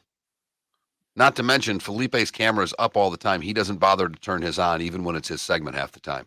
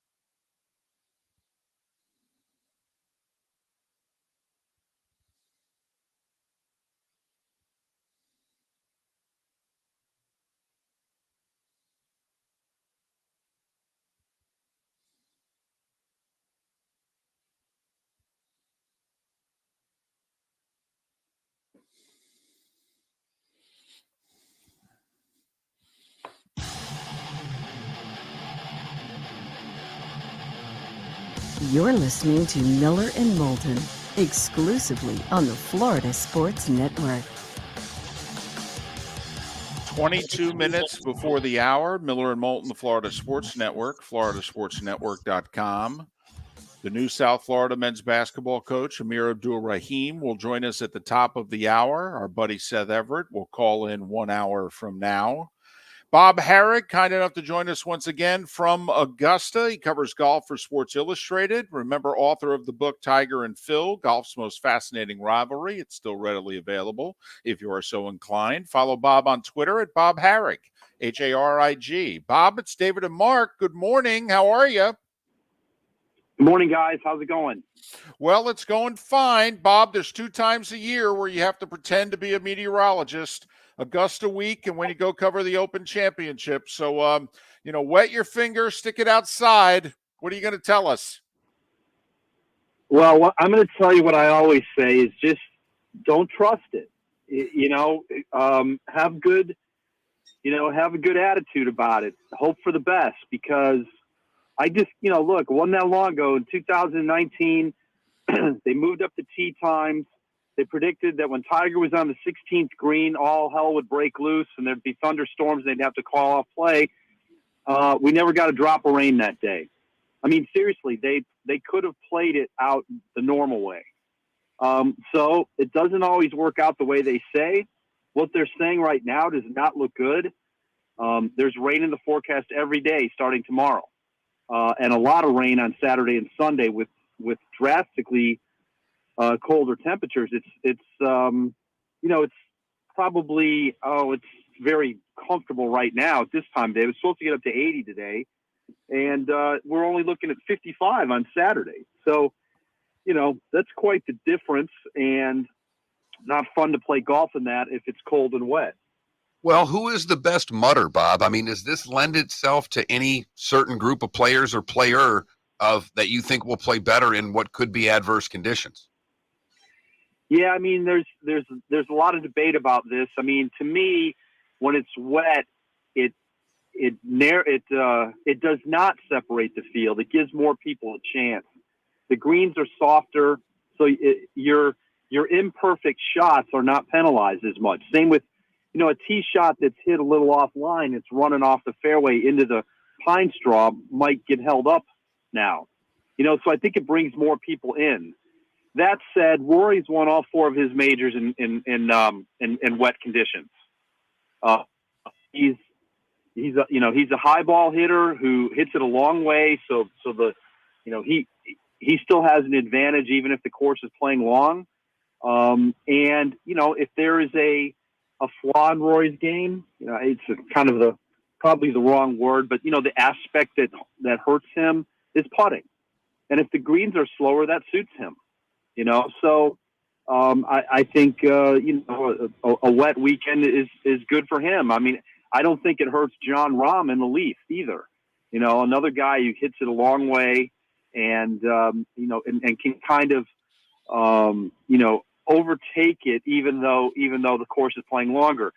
The other side of it is if it's playing long and the par 5s are harder to reach, well, then the short hitters are at less of a disadvantage because they are going to be hitting into the par 5s with wedges or what have you, just because the long hitters won't be able to get there. Same thing. So that's why I say it evens it out a little bit. They would prefer it to be hard and fast because that's when the most skill is needed. It's harder to hold rock hard greens. It's harder to keep the ball in play, even though it's quite wide here. So it just brings more people into it, and obviously it's not as great of an experience for those watching in person either.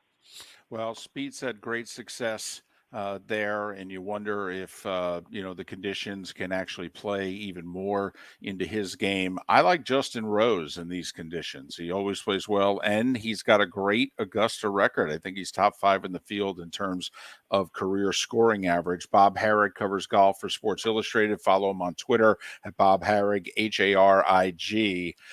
I have to admit, DJ's comments about the 13th took me back, in which he unless I heard them wrong, Bob, didn't he basically say he's now going to treat 13 as a 3-shot par 5 all week?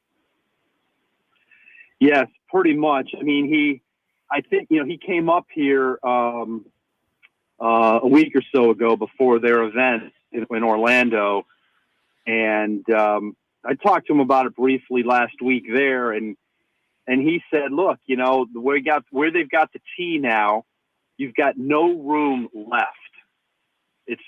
So not only is the tee back, but it's also a little bit more to the left. So that means all these and the stuff down the left of the hole come into play. And he likes to hit a cut. He likes to hit a fade. So he starts it to the left and lets it drift right. He's like, I can't do that. If I run the risk of going through the fairway. So he's like, now I got to hit a 3-wood, which leaves me a long way back. I mean, he was talking like he might have 7-wood in. I was a little surprised to learn he had one.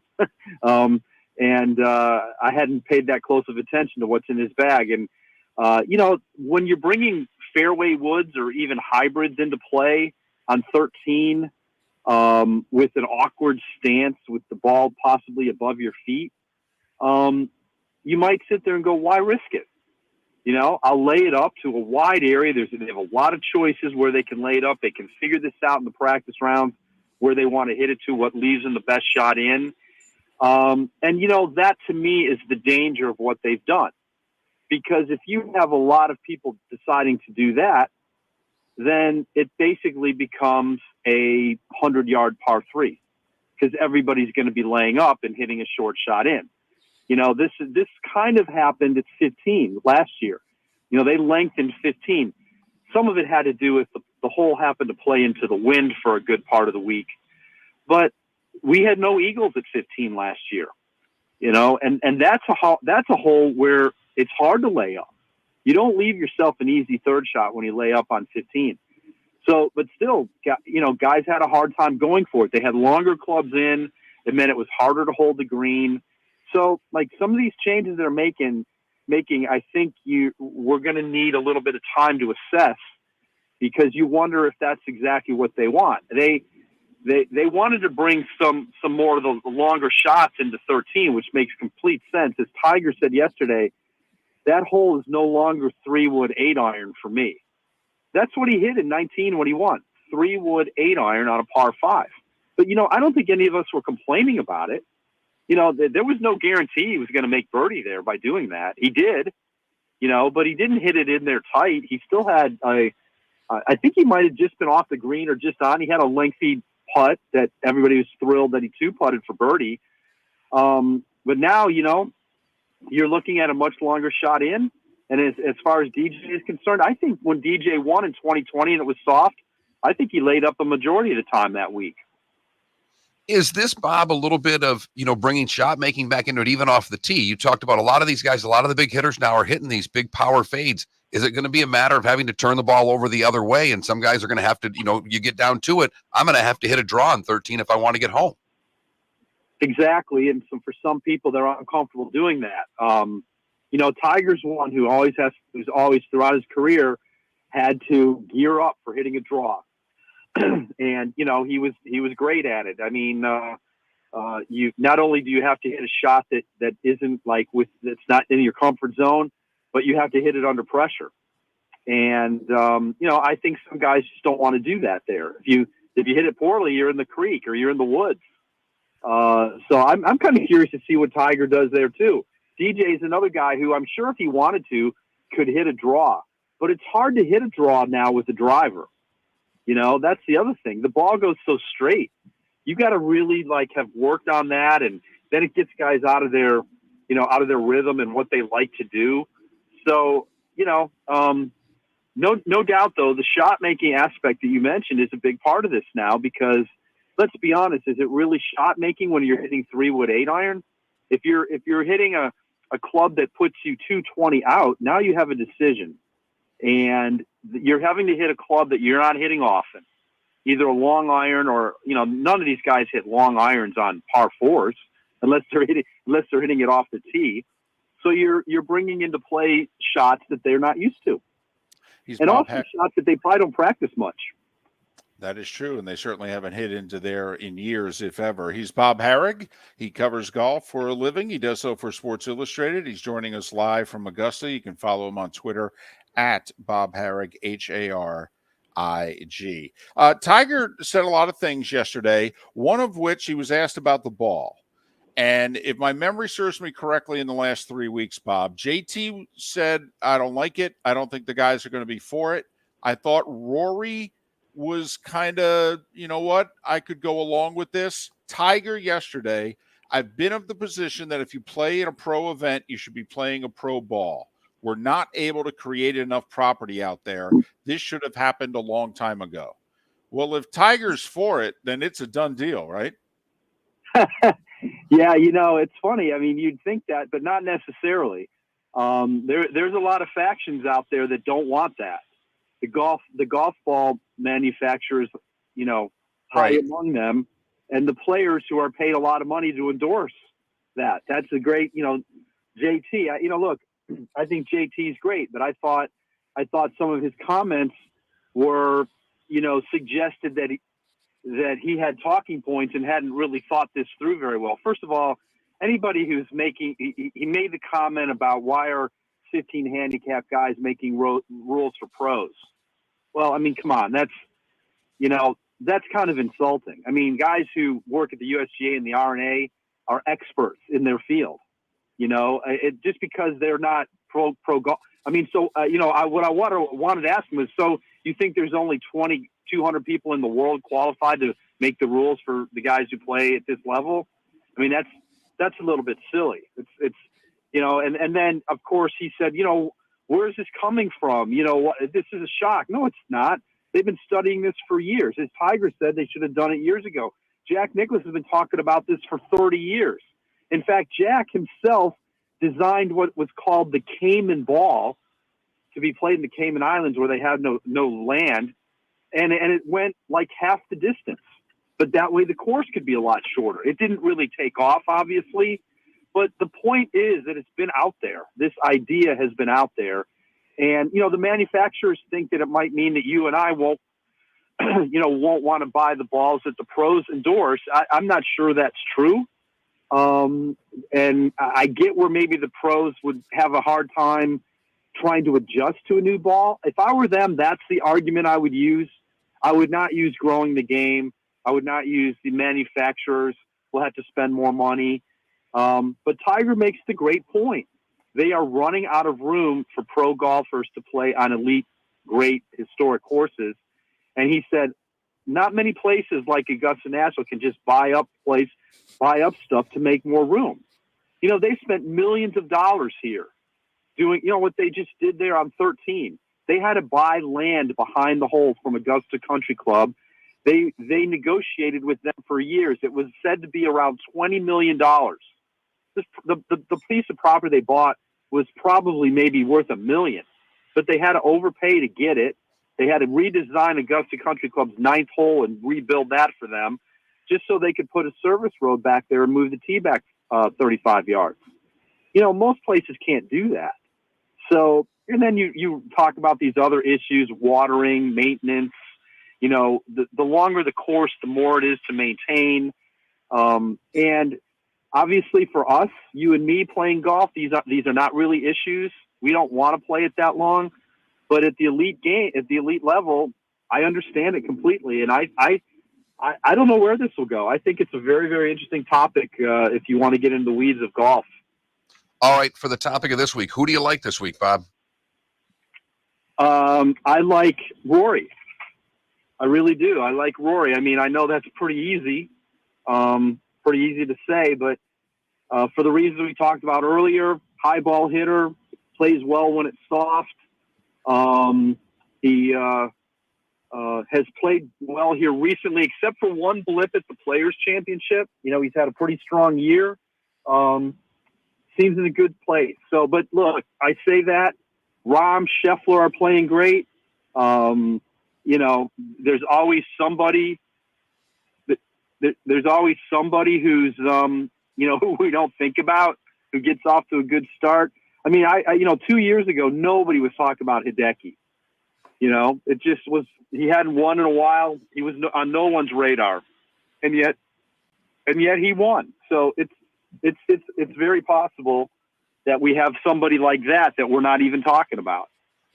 He's Bob Harig. He covers golf for Sports Illustrated, author of Tiger and Phil, Golf's Most Interesting Rivalry. Follow him on Twitter at Bob Harig, Harig. Bob, thanks for your time and your insight. Stay safe, warm, and dry, and hopefully we'll talk soon. Hey, thanks a lot for having me. Be well. Bob Harig, kind enough to join us once again here on Miller and Moulton. Going to be mid to upper 80s today and tomorrow.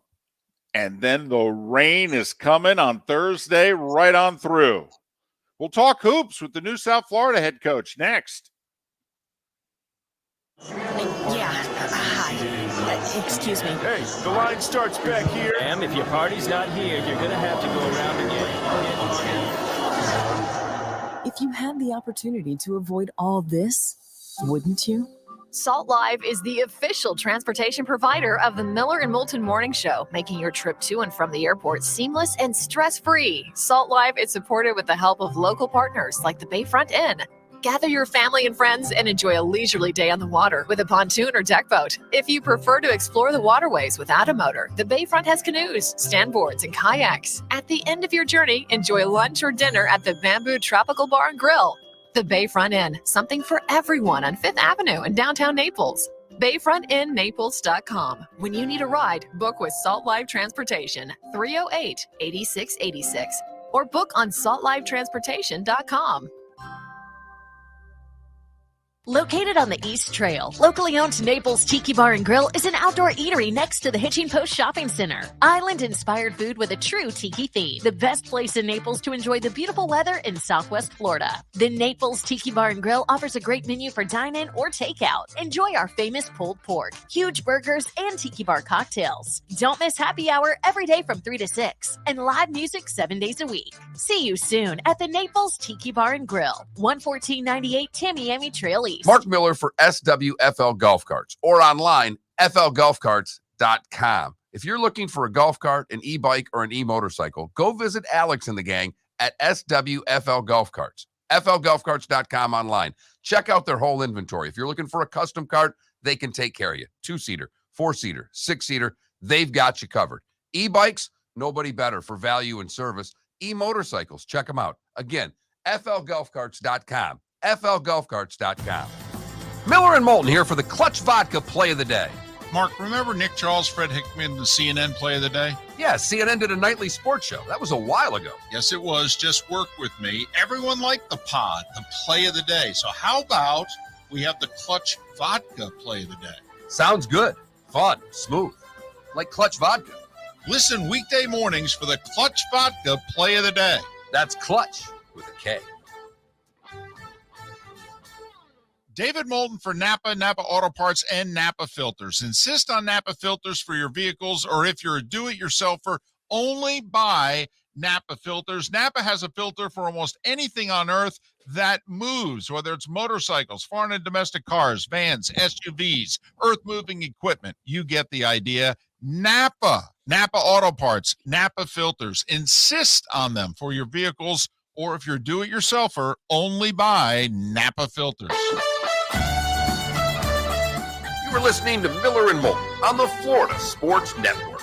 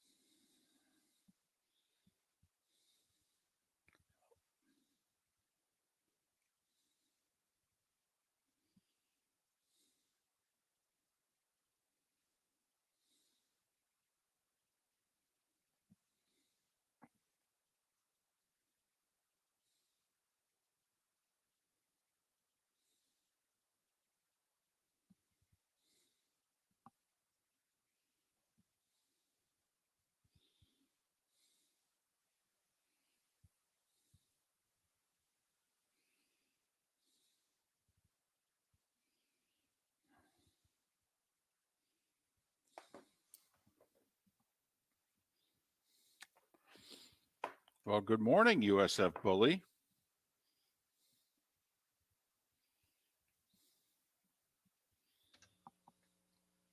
Thanks for joining the show. It's our hope, by the way, to have your football and basketball coaches on regularly. The invitation has been extended.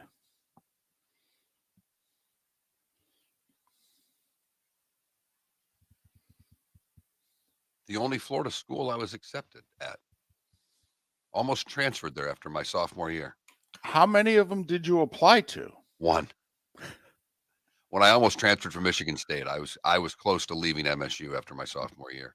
Really? I don't think I've ever heard you say that before. Yeah, I quit school, moved to Marco Island, waited tables for a term in the winter, and decided maybe I'll never go back. So instead, you went back, finished, and then left.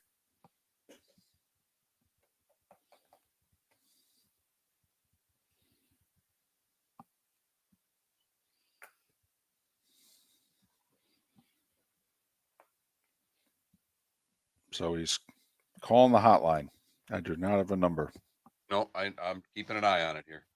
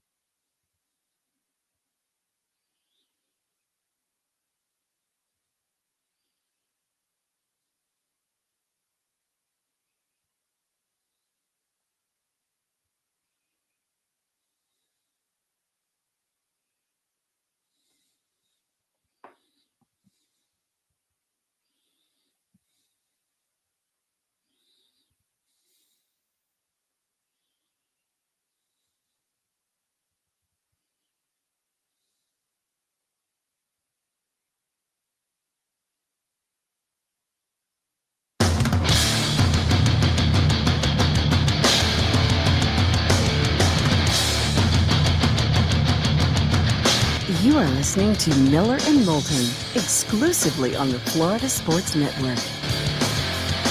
And now here's Mark Miller and David Moulton.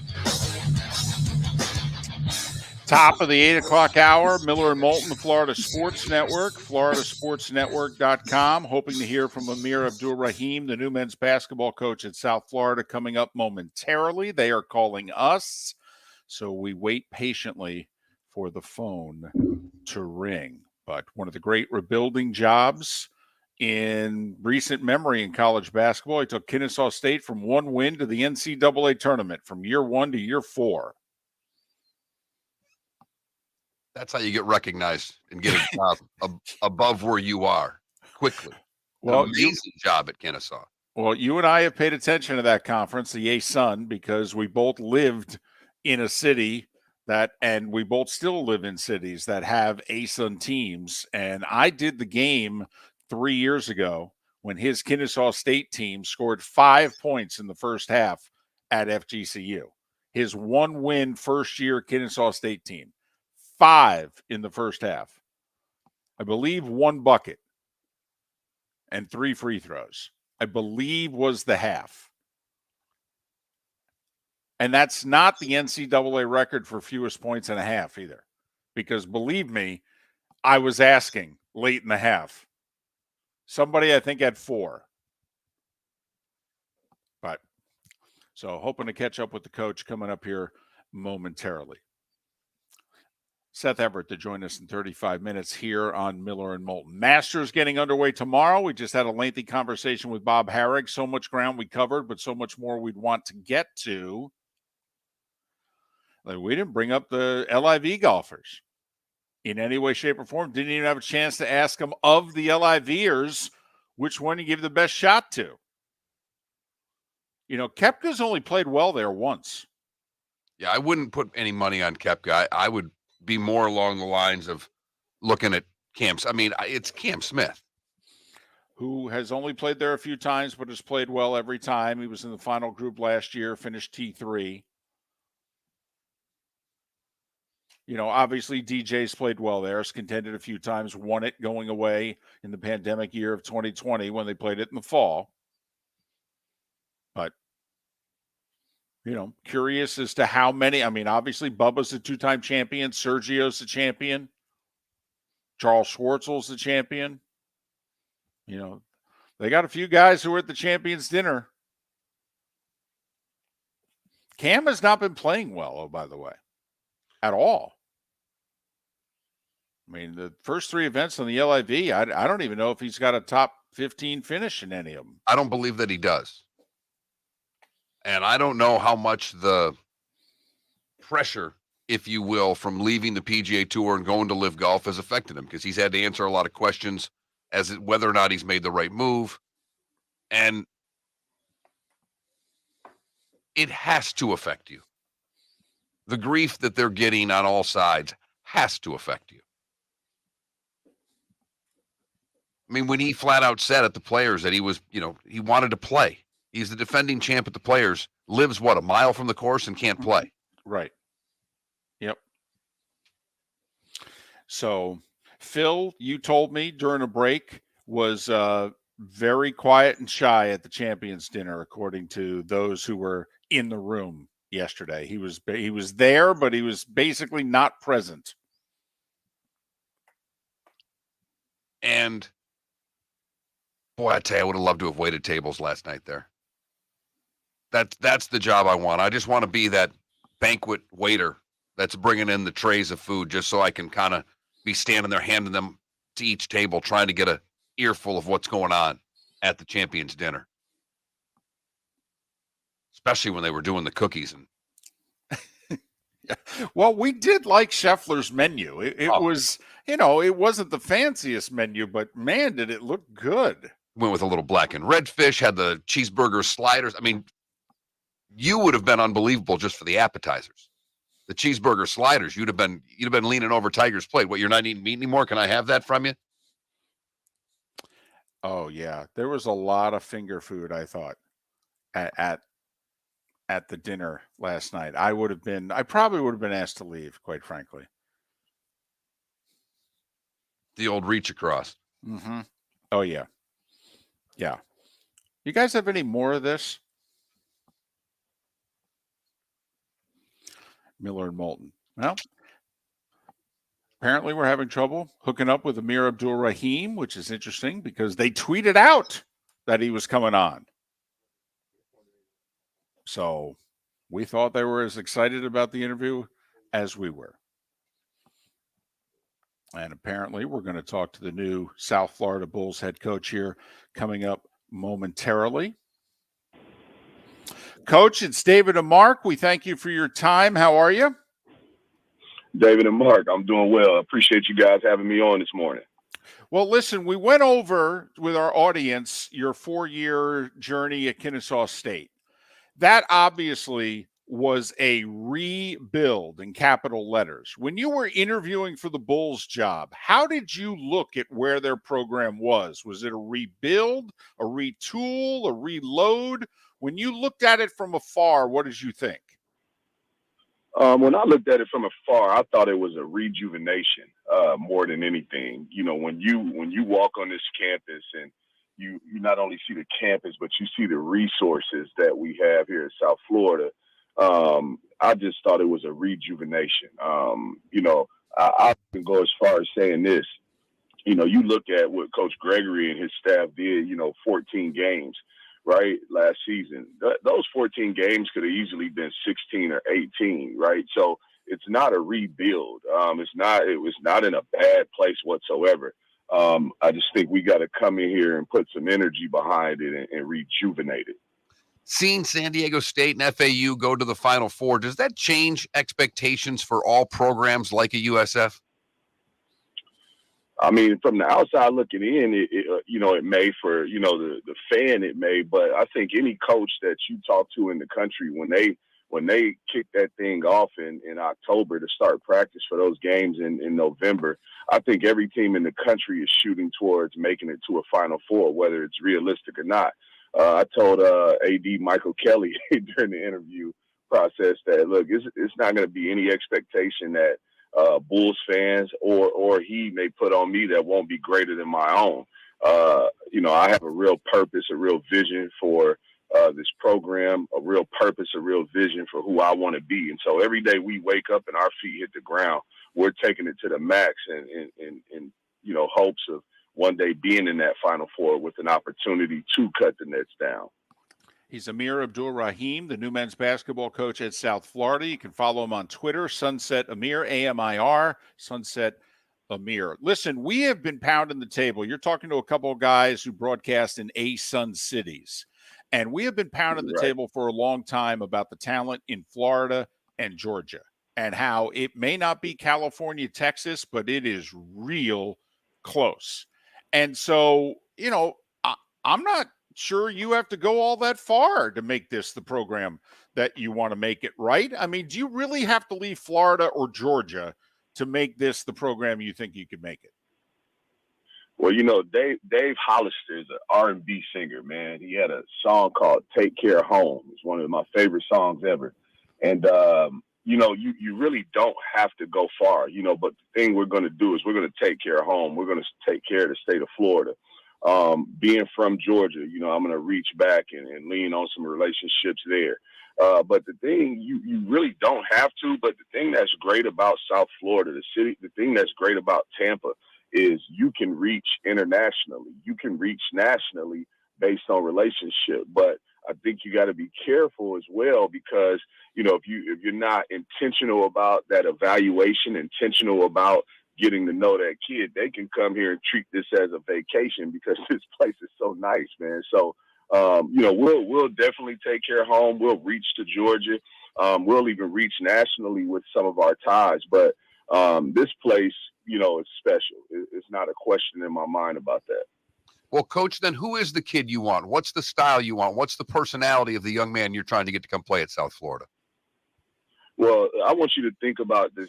I want you to think about this Tampa Bay area, right? And I think your team always has to be a reflection of its community, of its campus. And yeah, it's really nice. And, you got your palm trees and things like that, but they're people that have helped build this place with their hands, right?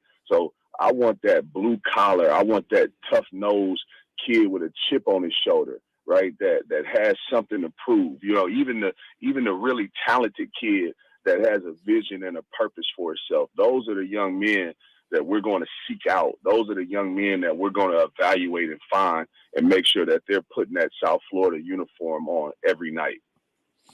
What do you think's been missing when you looked at this program from afar? I mean, the last three head coaches all had pedigree, all took teams to the NCAA tournament, couldn't duplicate the same success at South Florida. What's the missing ingredient? In all fairness to those coaches, and all three of them were really good coaches. I can't tell you what was missing and what they tried to do. All I can focus on is what we're going to do. And again, the one thing you're going to get every day from an Amir Abdur-Rahim South Florida team, those dudes are going to be connected. Those dudes are going to have high-level energy, and they're going to communicate at an elite level.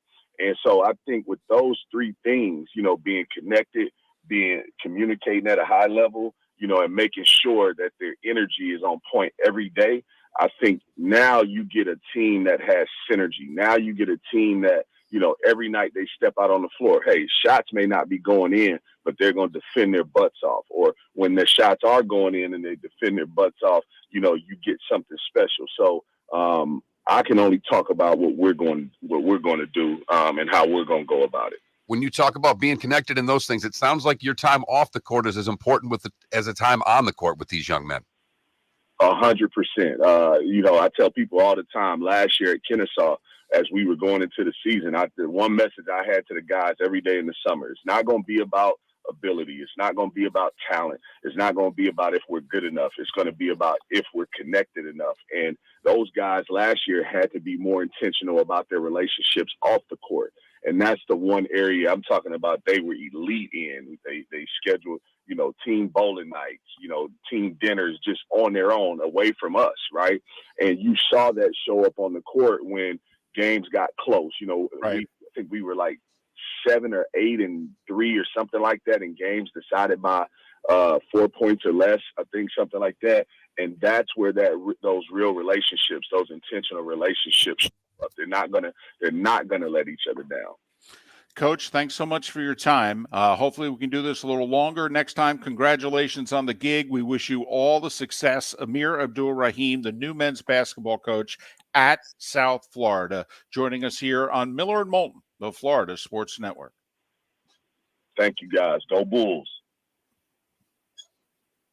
Located on the East Trail, locally owned Naples Tiki Bar and Grill is an outdoor eatery next to the Hitching Post Shopping Center. Island-inspired food with a true tiki theme. The best place in Naples to enjoy the beautiful weather in Southwest Florida. The Naples Tiki Bar and Grill offers a great menu for dine-in or takeout. Enjoy our famous pulled pork, huge burgers, and tiki bar cocktails. Don't miss happy hour every day from 3 to 6 and live music 7 days a week. See you soon at the Naples Tiki Bar and Grill, 11498 Tamiami Trail East. Miller and Moulton here for the Clutch Vodka Play of the Day. Mark, remember Nick Charles, Fred Hickman, the CNN Play of the Day? Yeah, CNN did a nightly sports show. That was a while ago. Yes, it was. Just work with me. Everyone liked the pod, the Play of the Day. So how about we have the Clutch Vodka Play of the Day? Sounds good. Fun. Smooth. Like Clutch Vodka. Listen weekday mornings for the Clutch Vodka Play of the Day. That's Clutch with a K.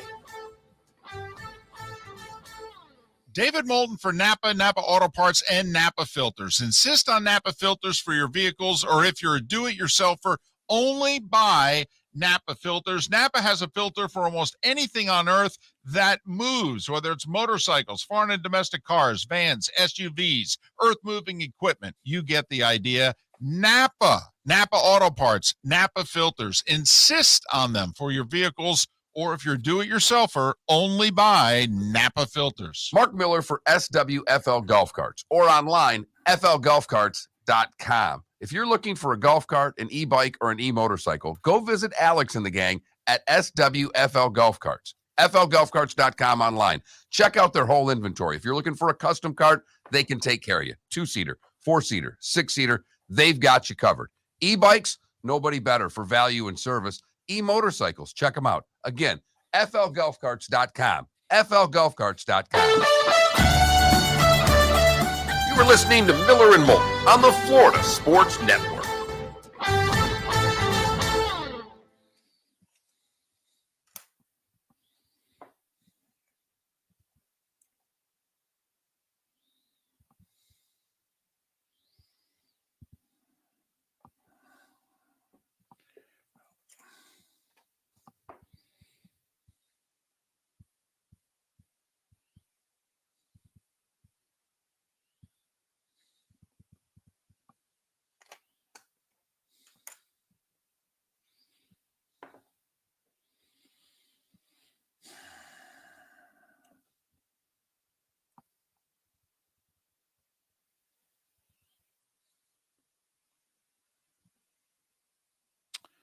You bet, USF Bully.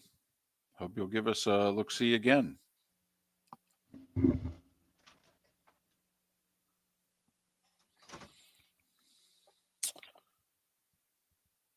I like him. He's very matter of fact. Yep.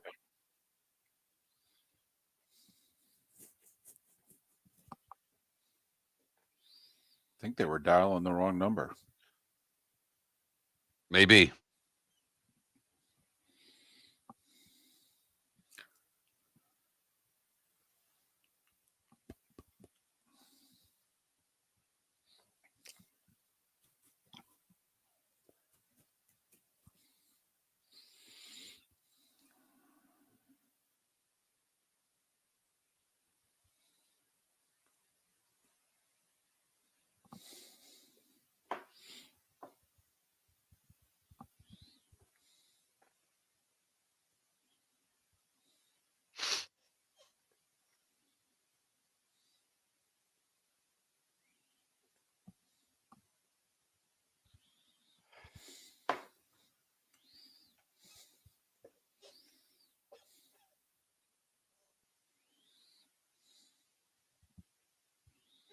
Wait till I give Philly an invoice when he walks back in on Thursday for board hopping for him.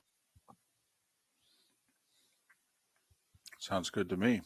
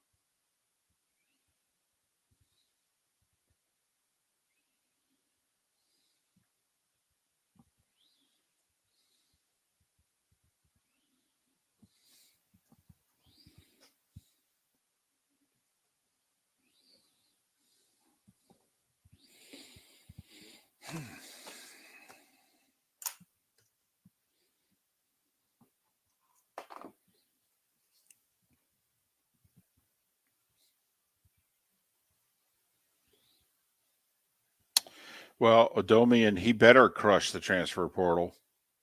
He better. And I know he comes in highly thought of, but they were not better this year than previous years.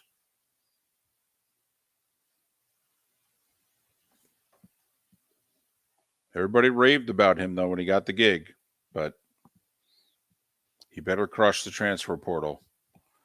And right now, considering what's happened in basketball and football, I don't know if you can trust Florida's NIL game. They hinted last week that they're about ready to take it to a new level, but so far, it hasn't been that good.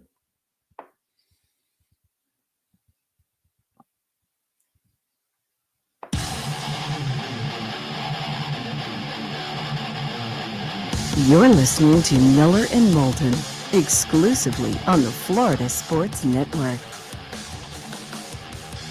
21 minutes past the hour. Seth Everett to join us in a little more than 15 minutes' time.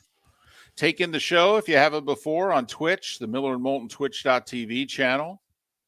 Get all the behind the scenes, especially like our first segment today when, well, things weren't working. Made for a heck of a visual. You know, you want to see behind the curtain? Oh, it was behind the curtain, baby. And not only that, Mark's growing a mustache. It's pathetic. It's Felipe's mustaches are pathetic. It's just we're debating whether or not it's a good look on you or not. Oh, it's not a good look. It's a terrible look. Well, it's a look that most of us, though, you know, you hardly even go like 3 days without shaving. You're a clean shaven guy, except for that one phase you went through where you went with the goatee. Yeah, then it got gray. Once the corner started going gray, that was the end of that. Oh, exactly. You were done. I mean, you don't have a lot of, vanity in you, but once the corners went gray, you were like, oh, this is going away. That's the reason I quit wearing facial hair. And I had the little soul patch down in the chin for a while because the corners turned to that a little bit of chin, and then that way. So this month, it really just was to see what type of look I was going to get from the wife when I did it. And, the look was of horror. And basically, she told me with that look, make it happen night is over until you decide to shave. And then it becomes a personal thing. Is it really over? Are you sure it's over? Right. you're going to let this mustache stand between you and I for the rest of time. I don't think that you are. Well, and let's be honest, it's not the rest of time. It's, can you get through Saturday night? I mean, are you really going to take this grudge that you have and keep it through Saturday night? And it's a holiday weekend. It's Easter. My wife's Right. a Catholic. We'll go to church. And yeah. I can't. I showed up at church this week with this thing on my face and happened to know a couple of people there. And my wife does a lot of work at the church, and there's another couple that we know. And he just looked at me and he goes, "What the hell is that?"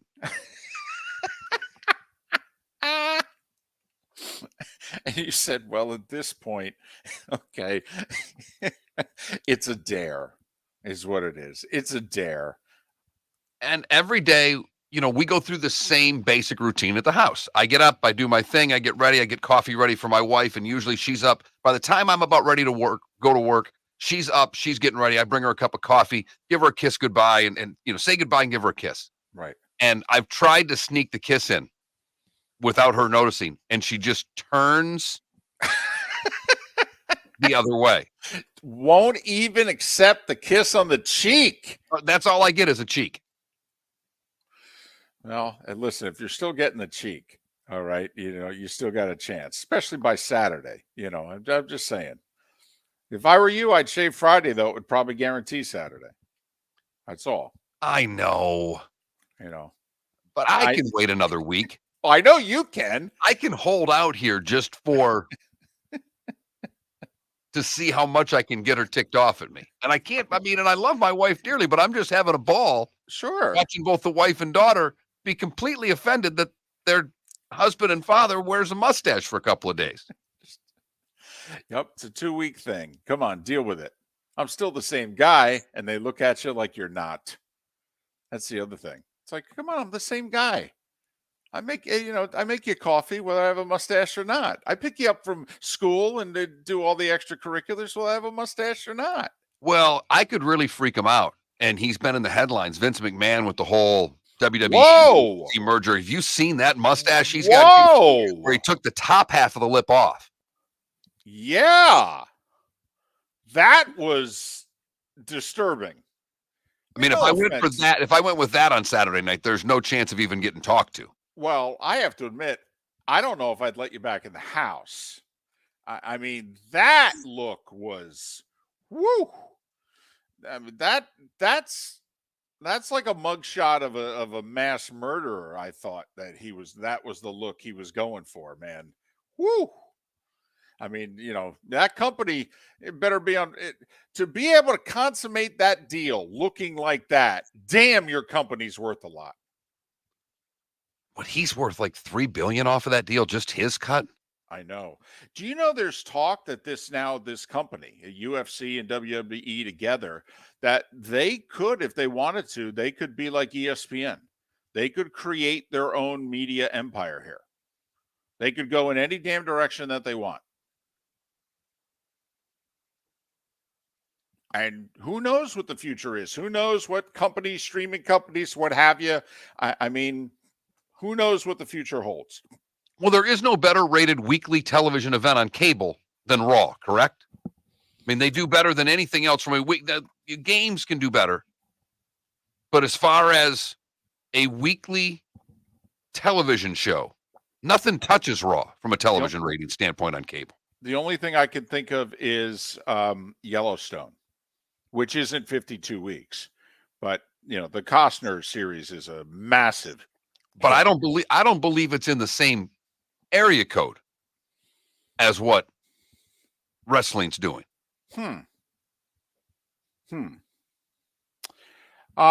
Seth Everett coming up in 10, 12 minutes. But we just had Amir Abdur-Rahim, the new men's basketball coach at South Florida. Remember, it was 3 months ago we had Alex Golish, the new South Florida football coach, on. Michael Kelly, the AD there, he has certainly put his stamp on this athletic department. New men's basketball coach, new football coach. We'll know whether or not he's getting contract extensions. Is going to be there a long time based on how these programs do in the next 2-3 years. So here's the new American going forward. Because UCF and Cincinnati and them, they leave after baseball, and they're playing football and basketball beginning in the fall in the Big 12. So this is the new American. If you're interested in South Florida doing well, you tell me what school concerns you here in both football and basketball long term. UAB, Charlotte, East Carolina, FAU, Memphis, North Texas, Rice, SMU, Temple, UTSA, which is University of Texas San Antonio. Now, Navy plays in the conference in football. They don't in basketball. So you got 12 in football, and I think 11 in basketball, unless I'm missing a school that's also joining for all sports, not football. I think 11 works perfectly, by the way. You can do a home and home and play 20 conference games. I actually love a 10 and 11 team conference. I think it's great. But anyway, of those schools, if you're a South Florida fan, if we've hired the right football and basketball coaches, who concerns you? South Florida.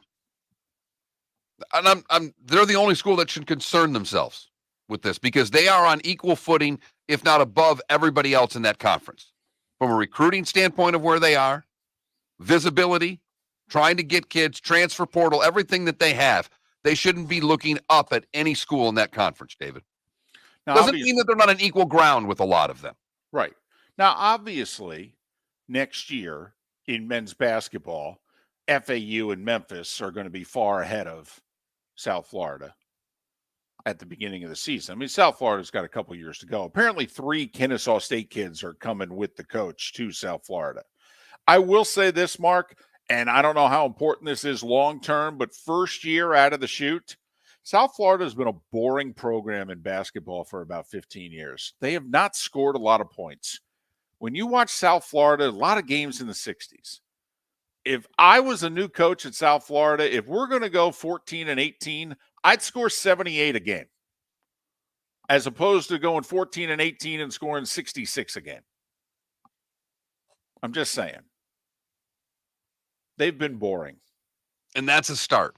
But do you think there's anybody that they need to look up at in that conference? No, that's our point. We have thought this was a sleeping giant. We thought both schools along I-4 were sleeping giants. One school's got their act together. The other's trying to. Miller and Moulton here for the Clutch Vodka Play of the Day. Mark, remember Nick Charles, Fred Hickman, the CNN Play of the Day? Yeah, CNN did a nightly sports show. That was a while ago. Yes, it was. Just work with me. Everyone liked the pod, the Play of the Day. So how about we have the Clutch Vodka Play of the Day? Sounds good. Fun. Smooth.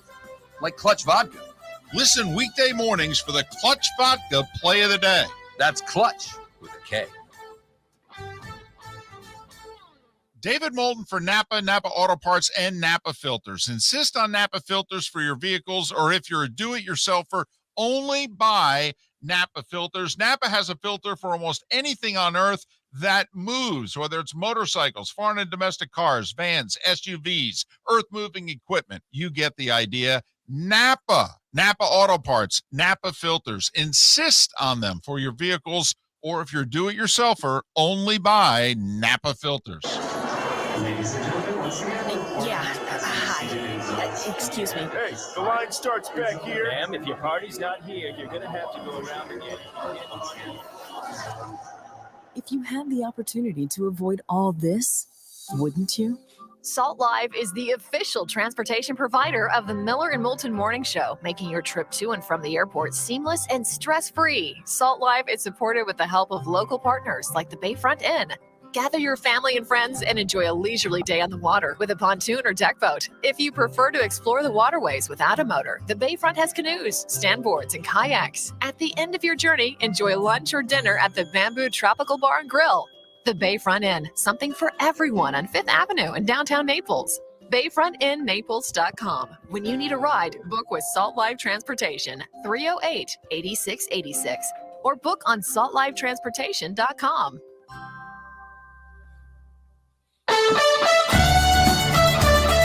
You were listening to Miller and Moulton on the Florida Sports Network.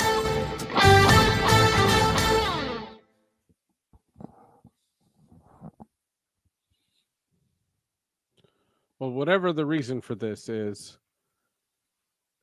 Mark in a bunker and in the witness protection program? What's that? Well, you're in a different location. You have a bit of a different look.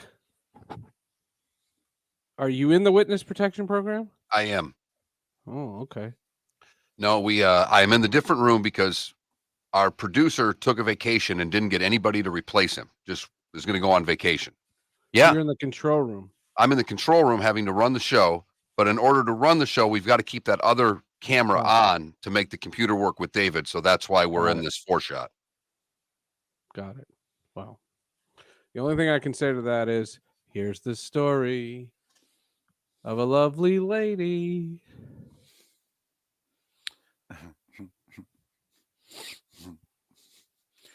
You know, I always wanted to be Ann B. Davis. My Facebook memories is showing up like the first week of April 3 years ago, all the COVID jokes. So like they showed the Brady Bunch, that tic-tac-toe board of all the Brady Bunch characters and said that's the original Zoom call. There you go. The Purple Rain. They're going to add masks all to them. That would be fun. The Purple Rain album cover. Apollonia knew what social distancing was because she's all off on the side. Right. Do you catch the mustache he's growing? Yeah, I see it. That's why I said it's a different location. Yep. It looks different. He's in hiding. I am. Now, don't know if you've ever done this, but this is just a little marital thing he's got going on. Apparently his wife absolutely hates it. Daughter absolutely hates it. So at that point he said, oh, well, hell, I'll keep this for another week. 10 Doubled days. right down. Wow. Could have shaved it, but just creating a little animosity in the house. Oh, sounds like a really good time. So I see my wife during the week for about 5 minutes a day if I'm lucky right now, between soccer practice and gymnastics practice and everything else that I'm running my daughter to. You know the drill, Seth. Sure. Although we are on spring break and we just got back from Boston late last night. how'd it go? It was fun. Good trip. You did Fun. not know what you were going to do because you had never been in Boston socially. So what'd you do? We did a lot of things. We went on a freedom trail. There you go. We went to Fenway. That was an experience. Well, I have to admit, I was touched when you sent out the tweet that you did. Mark, I don't know if you saw it. Seth walked into Fenway. He said, I haven't been here in years. I've never been here with like my family. And I walk in, and what's the song that's blaring? They're playing Prince. They're playing Prince. That was really weird. The organist reached out to me.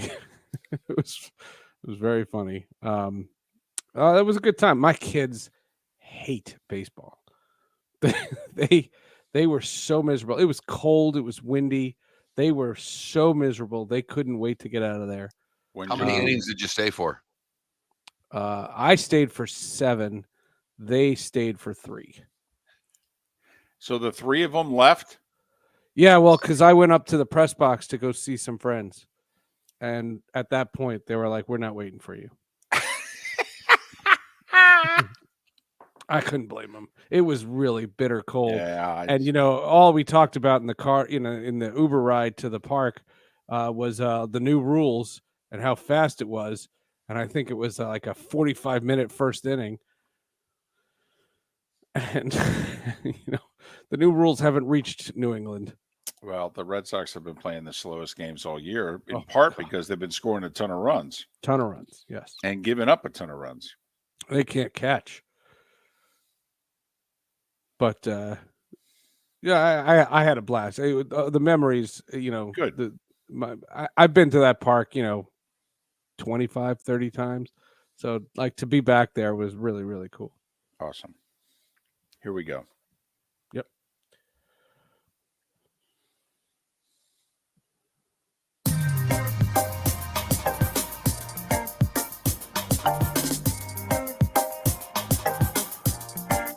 Welcome back to Miller and Moulton, only on the Florida Sports Network.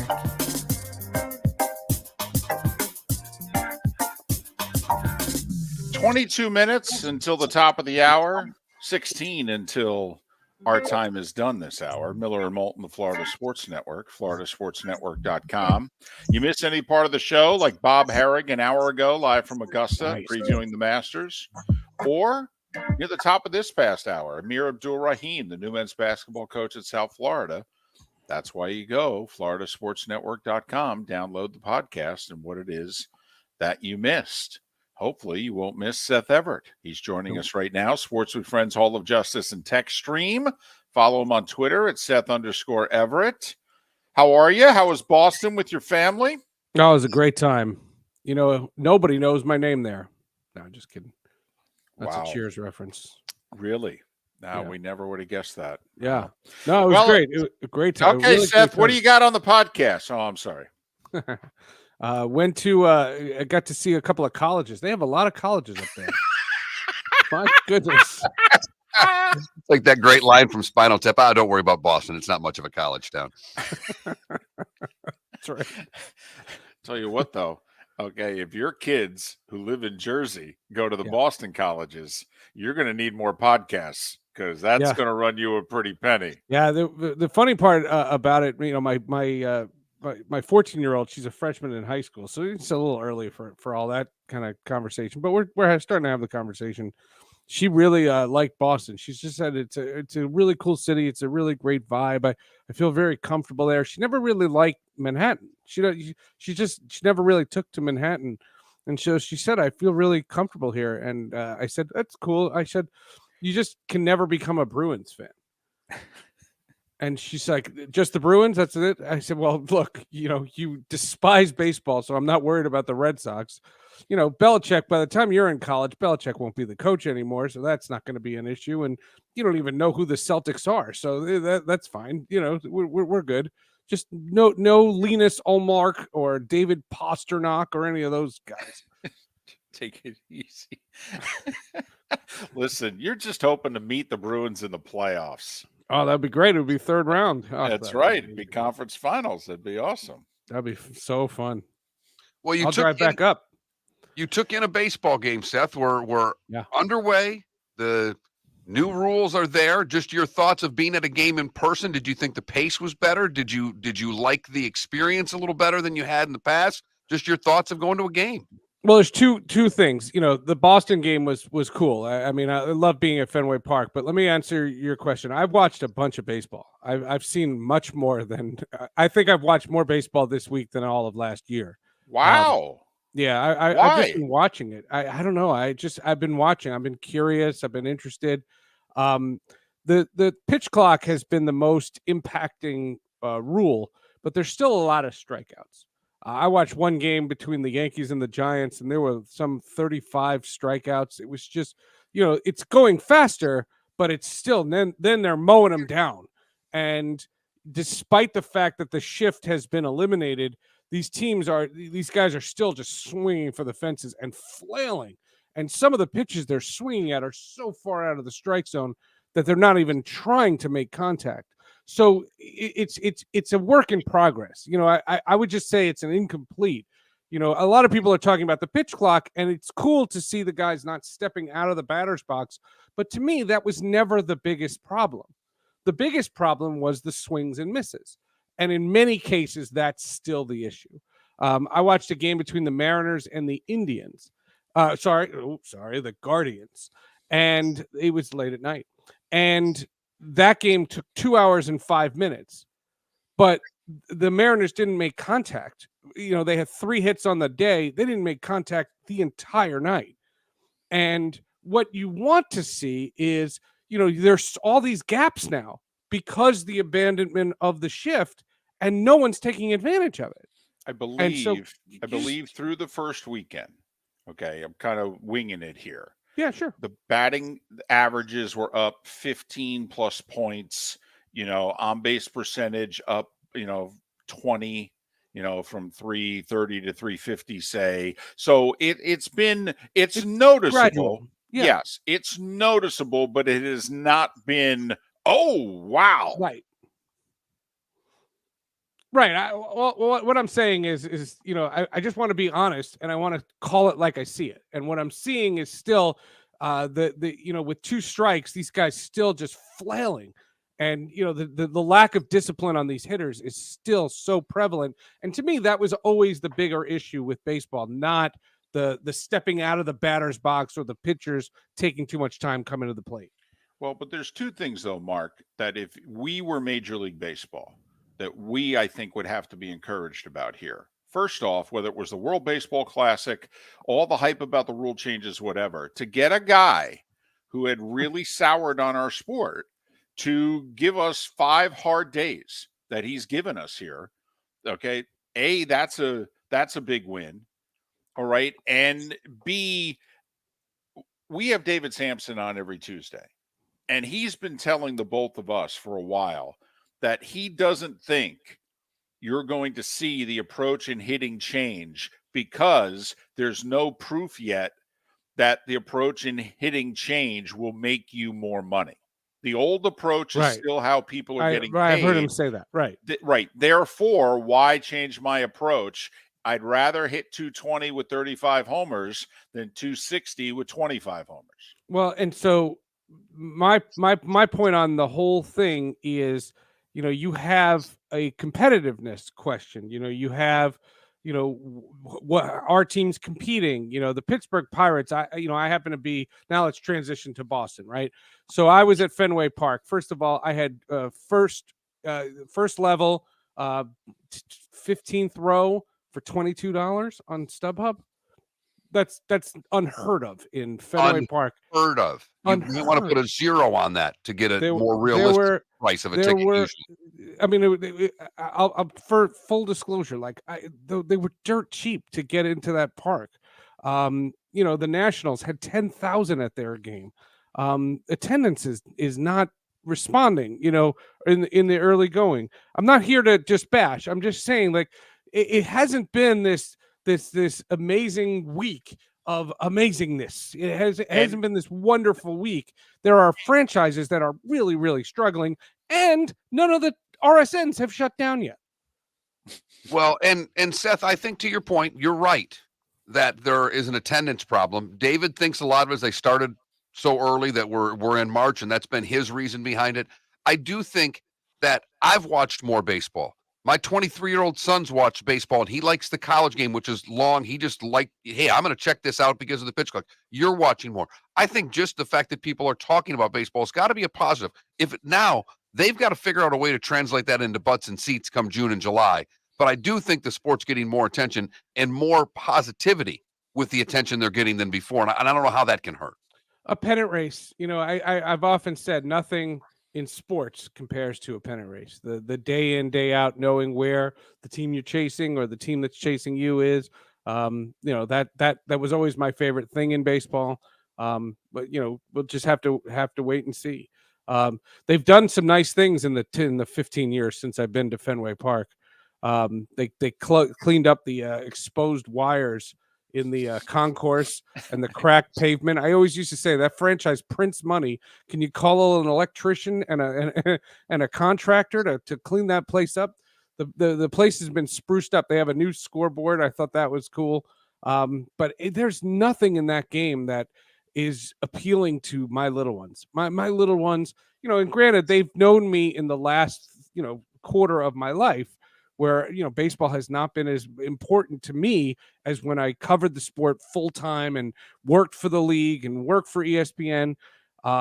They don't like it. They will watch Columbus play Ottawa on their phones in the NHL, and they were looking to see where's TD Garden. That's what they wanted to know when we were looking at the map of Boston. Where's TD Garden? They knew what TD Garden was, and they were begging me to get them out of Fenway Park.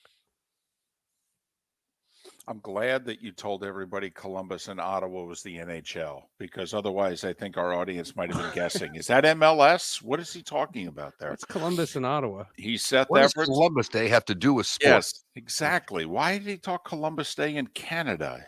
He's Seth Everett, Sports with Friends, Hall of Justice, and Tech Stream. Follow him on Twitter at Seth_Everett. You did bring up something that is interesting. Leading up to opening day, was the one RSN out in San Diego going to make the payment to the Padres and stay in business so they could televise the opener? Remember, just about every Padres game is sold out this year. That fan base is all in. The owner's all in. And here we are. We're nearly a week into the season. It's true. You know what? You could turn on the channel you've always turned on. Your games are still there. Far. Yeah. This week, because of my trip, the Sports with Friends is going to be a little late. I'm recording it in about an hour. I'm going to ask one of the preeminent writers on this from Sportico, Kurt Badenhausen. He's done a great job covering this, and we're going to do a comprehensive breakdown of all of that stuff with with Bally's and AT&T and all that stuff. What it's going to mean. He's going to talk about how you're going to get the games, but what is it going to mean for the competitiveness in all the sports, NBA, NHL, and baseball. And that's going to be coming out this afternoon. It's just I haven't done it yet. So I don't want to speculate on something I don't know. It's a hell of a tease. I'll give you that. It's going to be a great do podcast. Us any good, but boy, I offered to record it last week, so it would be out, today, on time. He said, nope, it's too fluid. He said it would be outdated if we recorded it on Friday. As it is, we're going to record it today, and by Friday it'll be outdated already. So I'll have to have him on again in a couple of weeks. But such is the life. We'll give it a shot. Seth Everett joins us. Miller and Moulton. He's watching baseball, but he doesn't know what's happening to Bally's. Just curious of there's a swing and miss problem. But can that, without paying differently, Seth, can that be fixed in your estimation, without paying players differently? Or is that an ongoing problem? Because right now, the pitching's so good and throwing so hard. It seems it's just they're coaching it. They're teaching it. So I don't know that they consider it a problem. It's a problem to me, and it's a problem maybe to you guys, but it's not a problem to them. Well, and you have to identify that. But it is now a problem to the higher ups in baseball. Clearly the commissioner is listening to Theo Epstein. Right. Okay. And Theo has fallen on the sword and said, if I helped contribute to the way the product looks today, I'm sorry, I was wrong. There have been others that have come out in the last week and basically said, we have taken analytics and ruined this sport. We need to bring it back a little bit more to what it was. There seems to be an out loud discussion of what you were getting yelled at by our audience talking about the last 2-3 years. Major League Baseball is actually saying out loud themselves. Yeah. And, I knew 3 or 4 years ago that Commissioner Manfred listens to Sports with Friends. So I hope he rates and reviews on iTunes, because, that's how iTunes markets podcasts. I can't think he gives you great reviews, Seth. Right. I'm just saying, I don't think we're not a 5.0. We're like a 4.7. So somebody doesn't like it. I think now we know who. Right. Right. It'd be a 4.9 or a 5 if it wasn't for Rob Manfred. I just remember. Yeah.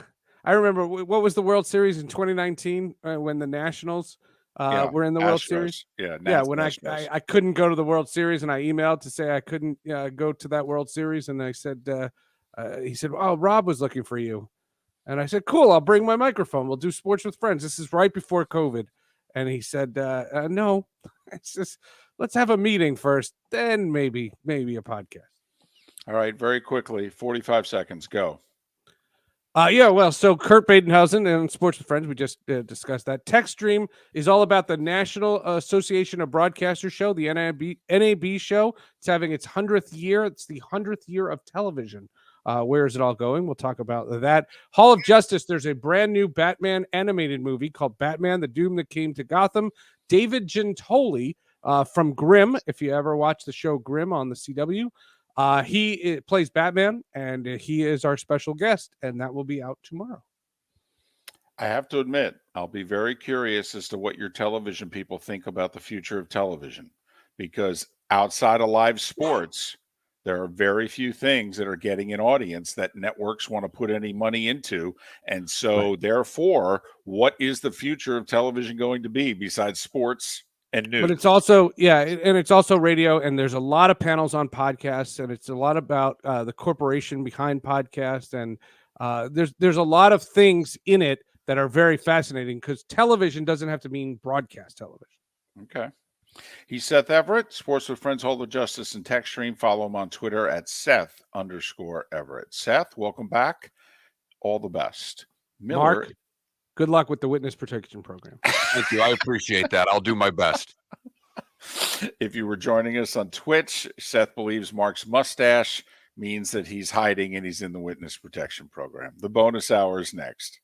David Moulton for Napa, Napa Auto Parts, and Napa Filters. Insist on Napa filters for your vehicles, or if you're a do-it-yourselfer, only buy Napa filters. Napa has a filter for almost anything on earth that moves, whether it's motorcycles, foreign and domestic cars, vans, SUVs, earth-moving equipment. You get the idea. Napa Auto Parts, Napa filters. Insist on them for your vehicles, or if you're a do-it-yourselfer, only buy Napa filters. Located on the East Trail, locally owned Naples Tiki Bar and Grill is an outdoor eatery next to the Hitching Post Shopping Center. Island-inspired food with a true tiki theme. The best place in Naples to enjoy the beautiful weather in Southwest Florida. The Naples Tiki Bar and Grill offers a great menu for dine-in or takeout. Enjoy our famous pulled pork, huge burgers, and tiki bar cocktails. Don't miss happy hour every day from 3 to 6, and live music 7 days a week. See you soon at the Naples Tiki Bar and Grill, 11498 Tamiami Trail East. Ladies and gentlemen, once again. Hi. Excuse me. Hey, the line starts back here. Ma'am, if your party's not here, you're going to have to go around again. If you had the opportunity to avoid all this, wouldn't you?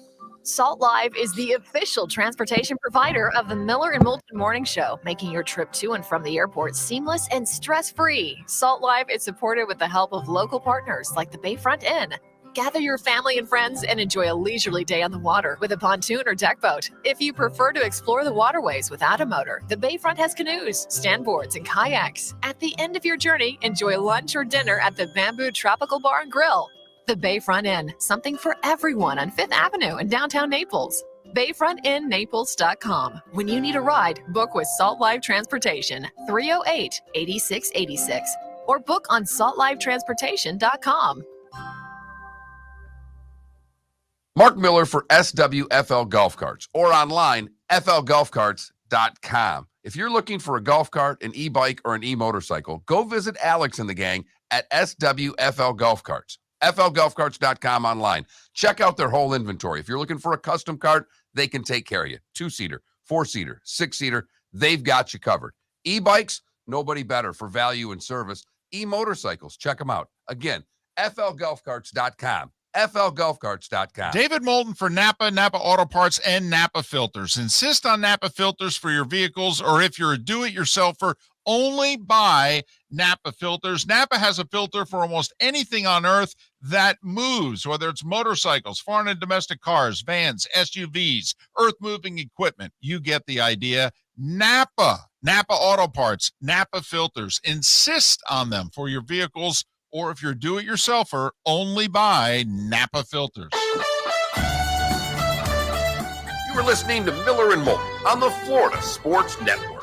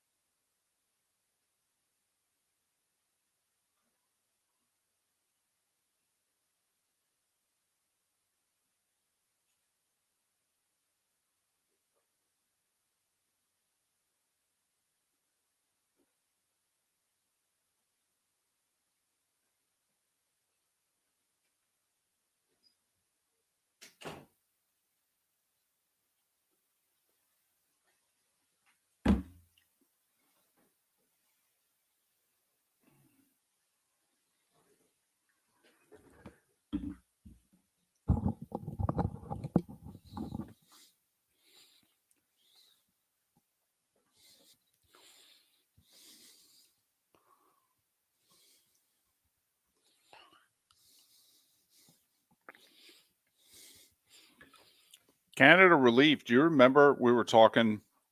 The Athletic did a story about the cities that are interested in being the expansion cities in baseball and how Montreal got really honked off at Major League Baseball. Montreal was all in on the half raise season plan. And that when that got shot down, that the people who were behind it from Montreal's point of view were like, I think we're done with Major League Baseball.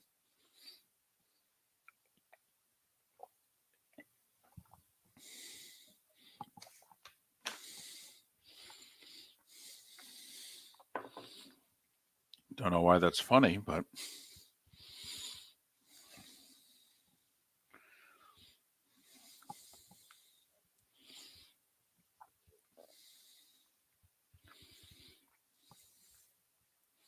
well, it's funny. I actually think Major League Baseball may want Montreal, but they just didn't like that plan.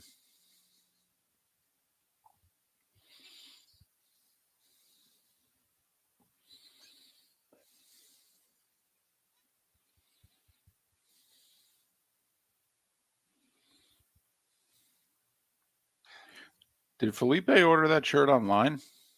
Or was that shirt online?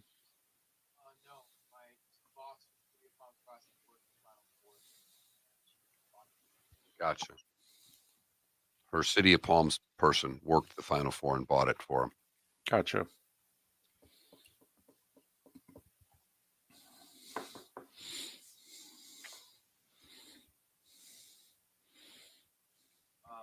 Crap.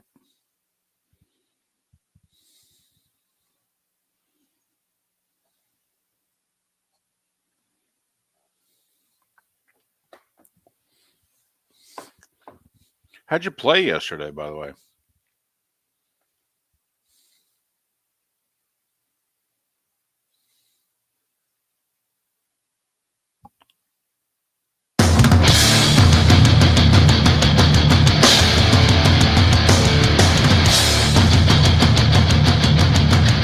You are listening to Miller and Moulton, exclusively on the Florida Sports Network. And now, here's Mark Miller and David Moulton. It is the bonus hour, Miller and Moulton, on this hump day. We're off on Friday. So just want to make sure everybody is aware of that. Miller and Moulton, the Florida Sports Network, floridasportsnetwork.com. What time are you going to try to wake up on Friday? You going to try to sleep into it? Because I can't. It's over for me. I mean, I woke up. I didn't even realize I didn't set an alarm last night. Really? No, I went to bed early. I was tired after staying up for the national championship the night before. So I went to bed early last night and woke up at 4:10. Wow. And realized I didn't set an alarm. So I might as well get up because that's about when I get up anyhow. I will say the first night I will wake up, 3, 4 o'clock, just kind of wondering. But then I can roll back over and sleep till 7, 8. I mean, I can do that. So jealous. Now, by the second or third night, like if we ever get some time off, like I think we're threatening to take a week's vacation in July. All right, that's a different story. By like the third night of vacation, I'm just sleeping till 7, 8 a.m. Just sleeping right through everything. I could, if this show ended or we stopped doing mornings, okay, it would take me no more than 3 days to change my entire sleep pattern. Boom. I could do it on a dime. Basically, by the time I went to bed Friday, I'd have a new sleep pattern by the next show on Monday. That's so impressive. Because I will spend my weekend early mornings with the cats because they're the only ones that are up with me. I'm sorry about that. But it's only good because there's a few shows that I watch that my wife's not interested in at all. And it's before my daughter's even up. So I can usually get something that's, going to have some colorful language or whatever the case may be. And I can get one in before everyone's awake. And I enjoy that time. I enjoy that hour with no one else up and it's just me. Because it's the only time I'm really in charge in the house, David. My wife takes advantage because apparently she's waking up at like 5 o'clock every day. And she takes advantage of me prepping for the show and then doing the show. She sits by herself for a couple hours in the living room and watches all the stuff that she wants to watch by herself, without me, or the shows that she knows I hate. It's like, yeah, I'm not going to watch that with you. Sorry. I'm not sitting through American Idol. This just in. They can kind of sing. They're going through to Hollywood. Eventually, they're going to get sent home. I get it. Some kids' parents have died. Okay. Some kids' grandparents have died. Okay. They've come. Some have fought addiction. Yes, the whole deal. I get it. Got it. I got it. By the way, they're all nice to everybody now. There's no Simon. Nobody's mean to anybody. Nobody tells anybody they suck and they can't do it. It's all, just keep trying. Okay. You can come back. I got it. I got it. I got it. It's like Survivor. I got it. I've seen every challenge. I've seen every game. Okay. It's like Grey's Anatomy. Which show are you more surprised it's still on, Idol or Survivor? Idol. I didn't think people would be this interested in really good karaoke. Because that's basically what it is. It is. It's great. Sometimes it's great karaoke. Yes, Yeah. It's very good to great karaoke. But then again, listen, we all have our local establishment. Who's been doing karaoke night on a certain night of the week for how long? I mean, where I used to live, there was 2 blocks away, Shoeless Joe's. They got a karaoke night. They've had it for 15 years. Same night. Same 15 people showing up to sing the same songs. Well, whatever it is, but it's enough to keep paying the guy to set up the equipment and do it. There was a place in North Naples that used to do it. And there was a guy that worked in this building that would MC it. And I would go. And people thought I was going to see the karaoke. I was going to make fun of them. And I knew the bartender, so I very rarely had to pay for a drink. And me and the bartender were doing our own Idol, but the not so kind version. Right. To the singers and laughing and having a great time. I don't think I would have done it if it wasn't for the free drinks. Probably not. It's a story of, why do you think you get people to listen to the show? Throw in a free T-shirt every now and then, a couple of tickets. And heck, you can have a show. Hey, the highlight for me on Twitter yesterday was those at Augusta walking the grounds. What'd they do? They took a shot of the food prices. Beer went up by $1, I heard. So a domestic beer is $5. Okay. They're serving what's called a crow's nest. I don't know what it is. A crow's nest is $5. An imported beer is $5. So I think domestic went up. White wine is $6. Most expensive thing on the Masters food and beverage menu. White wine is $6. To me, it's the sandwiches. I mean, don't get me wrong. The beverages are amazing. To be able to get a beer for $5, considering we all know what we pay for beers at every place that we go to. All right. And I hate them. David, a crow's nest is the new Masters wheat ale craft brew. Okay. In case anyone was wondering. Okay. Fair enough. Just letting our audience know. Fair enough. Okay. So their own craft brew is $5.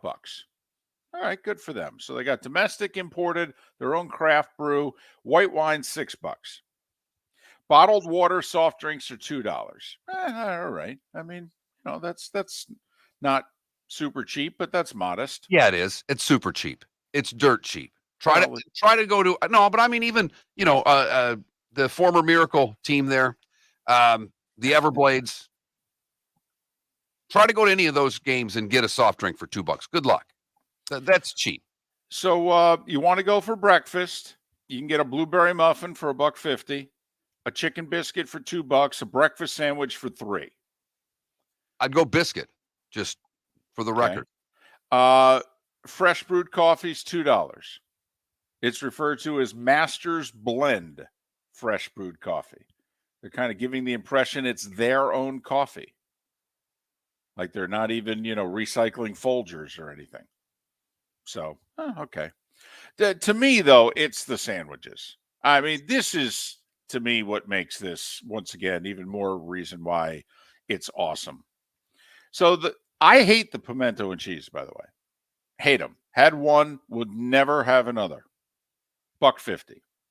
Wow. Same with Wait a minute. Time out here. Can we Yep. just it's cheese and bread, two things that you like as much as any human on the planet. Do not like the cheese. Don't like it. No. In fact, really, all pimento cheeses is cheese, pimentos, and mayonnaise all mixed together. I don't know how you couldn't like it. It didn't work for me. To me, it was like bad Cheese Whiz with mayo and just on a slice of Wonder Bread. It just didn't work for me. It's very Jersey of you. No problem. No, yeah. Egg salad sandwich is $1.50. Meanwhile, I could have 10 of those. I'll take the pimento cheese. You can have the egg salad. Done. Then all the rest of the sandwiches are $3. So that's the where I go. I go to the egg salad. It's $1.50. Pork barbecue, a Master's Club, a chicken salad on honey wheat, a ham and cheese on rye, and your classic grilled chicken sandwich. They're all $3. In honor of the Masters, if we'd have done this earlier, I might have thrown a poll question up today. What would you rather have, the pimento cheese sandwich or the egg salad sandwich? That's in the obscure sandwich bracket right there. We could do it tomorrow. It's not like you're going to have anything going on tomorrow, co-hosting and producing the show. I mean, you might as well throw a poll question in. So there are snacks, chips, plain and barbecue, peanuts, cookies, caramel popcorn. That's all $1.50. Southern cheese straws. Can somebody help me with that? What's that? A Southern cheese straw. Yes, I don't know. Okay. I've never had a Southern cheese straw. $2. And most expensive snack, Georgia peach ice cream sandwich. $2.50. I'd have a dozen. I'd literally have a dozen of those. So until you get to beer and wine, there's nothing on the menu more than $3.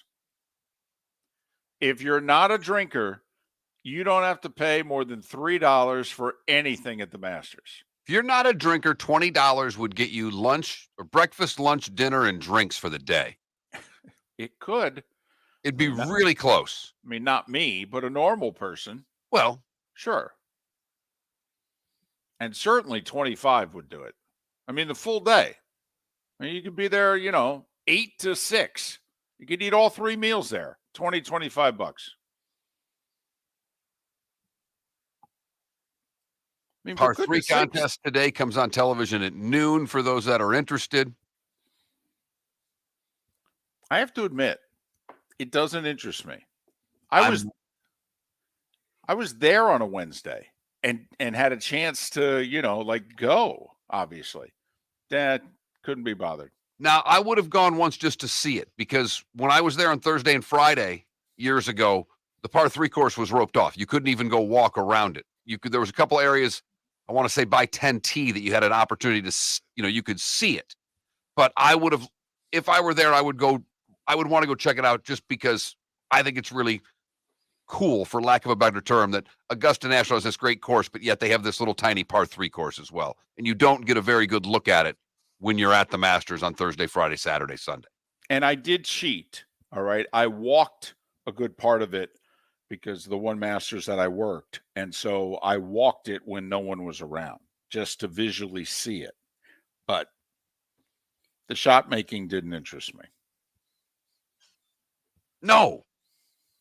They all can hit wedges and they're going to spin them. Terrific. Right. And they're going to hand the club eventually to their kids and grandkids, and a few of them are going to fall while they're running on the green. And okay, that's nice.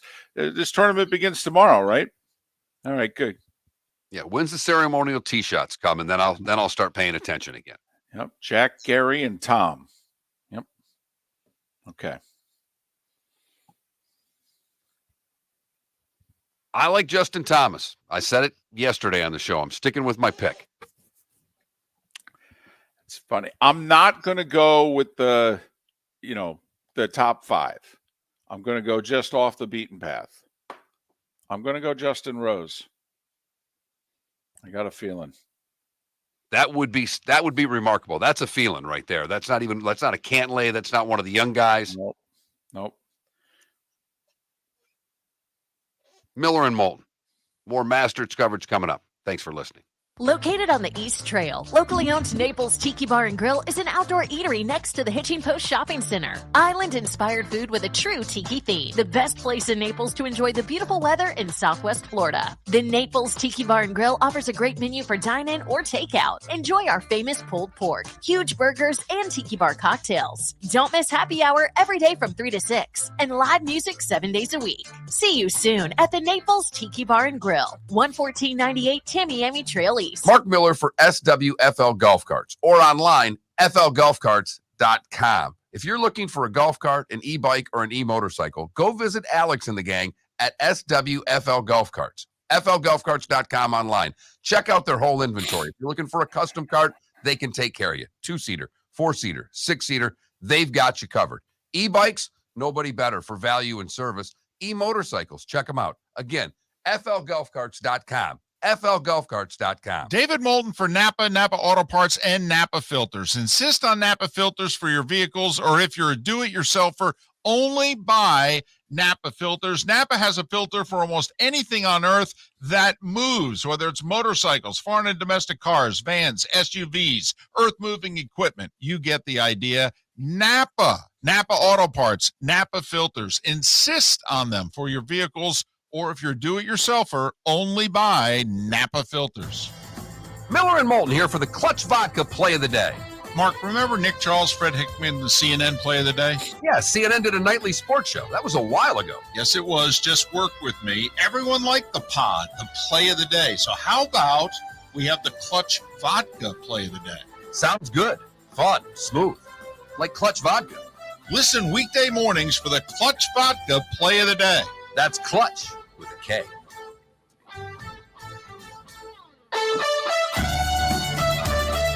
You were listening to Miller and Moulton on the Florida Sports Network.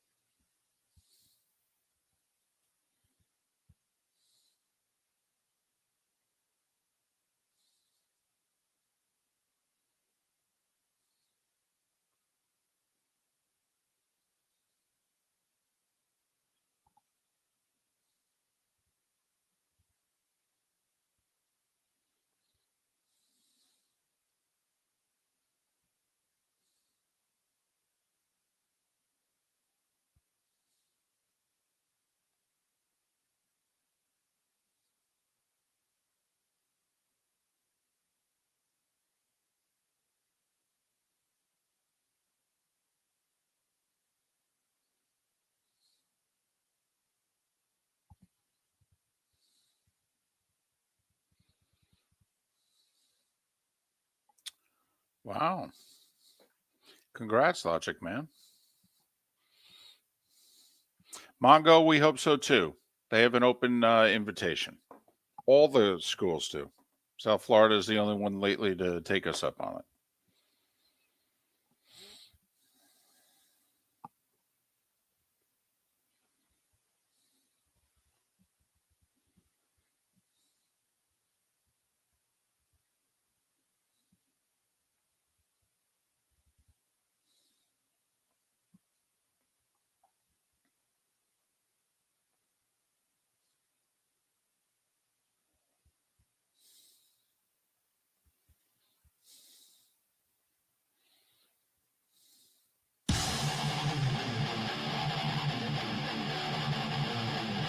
You're listening to Miller and Moulton, exclusively on the Florida Sports Network.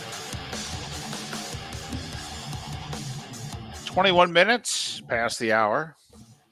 Miller and Moulton, Florida Sports Network, floridasportsnetwork.com. If you missed Bob Harig in our 7 o'clock hour, Amir Abdur-Rahim, the new men's basketball coach of South Florida, or Seth Everett last hour, well, go to floridasportsnetwork.com and download our podcasts. Pretty good interviews. We usually do a decent job. New South Florida coach had a few interesting things to say. Didn't he remind you a lot of the football coach in terms of A, his enthusiasm, and B, how much he basically said, yeah, we're in Tampa. There's not a damn thing we can't do because we're in Tampa. And I love the fact that, and I don't ever expect a coach to bash who was there before him, but I can't talk about what was here before. You know, I mean, just quickly tried to say, look at, and I thought he gave the last coach a lot of credit. Yeah, they won this many games. Could have been this many really easily. So trying to at least give the appearance that he likes some of the talents that's there and wants to keep it. You know, he'll be bringing some kids from Kennesaw down with him. Apparently 3. We'll see whether or not they're good enough. I mean, A-Sun to the American, are they good enough? It's a hell of a jump. Well, we'll see. We'll see. You know, FAU returns 11 out of their top 12, and they're joining the American this year. And the thought is everybody's staying at FAU, so which would be awesome. They'll, they'll be the game that's circled on a lot of people's calendars, which in and of itself will be cool. So, you know, I don't see them going through a regular season again at like 28, 29, and 3. No, and I think the question that they'll be asking themselves is how many bids does the American think they can get now that they've lost some of their premier members leaving to go to the Big 12? What does that conference look like going forward? And how does the rest, you know, from a college basketball standpoint, with even more movement now, how does the rest of college basketball even fit in? As they're trying to expand this, there are already so many bids that are going to the Power 6 conferences. The Power 6 conferences just got more teams in them. What's left?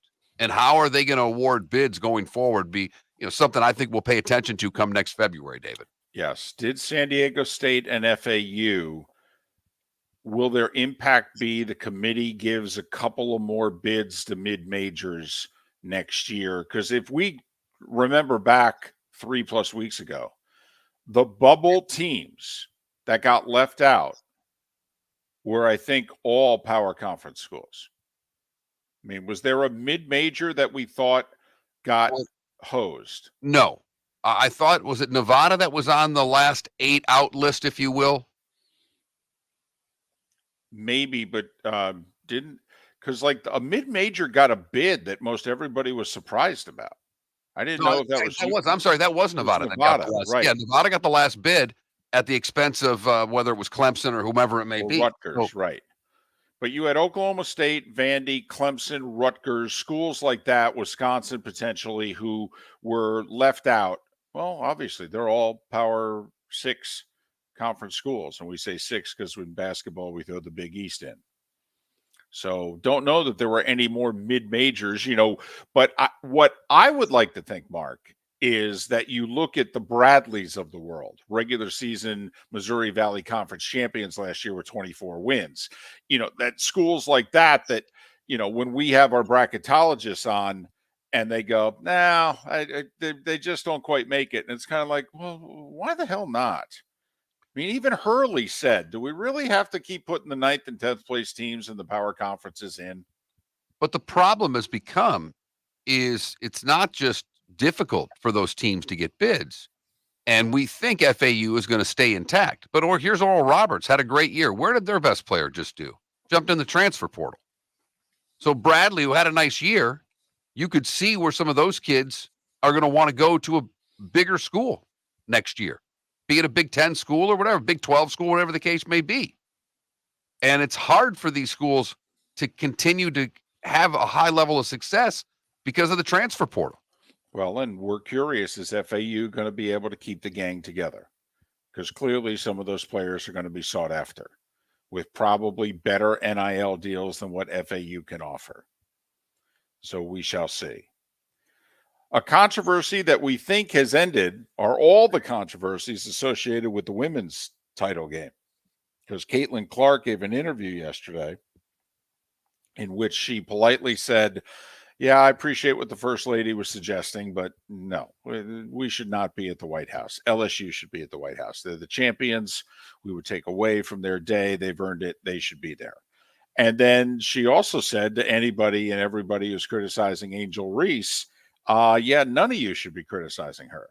I'm competing. She's competing. We're both celebrating. We're both emotional.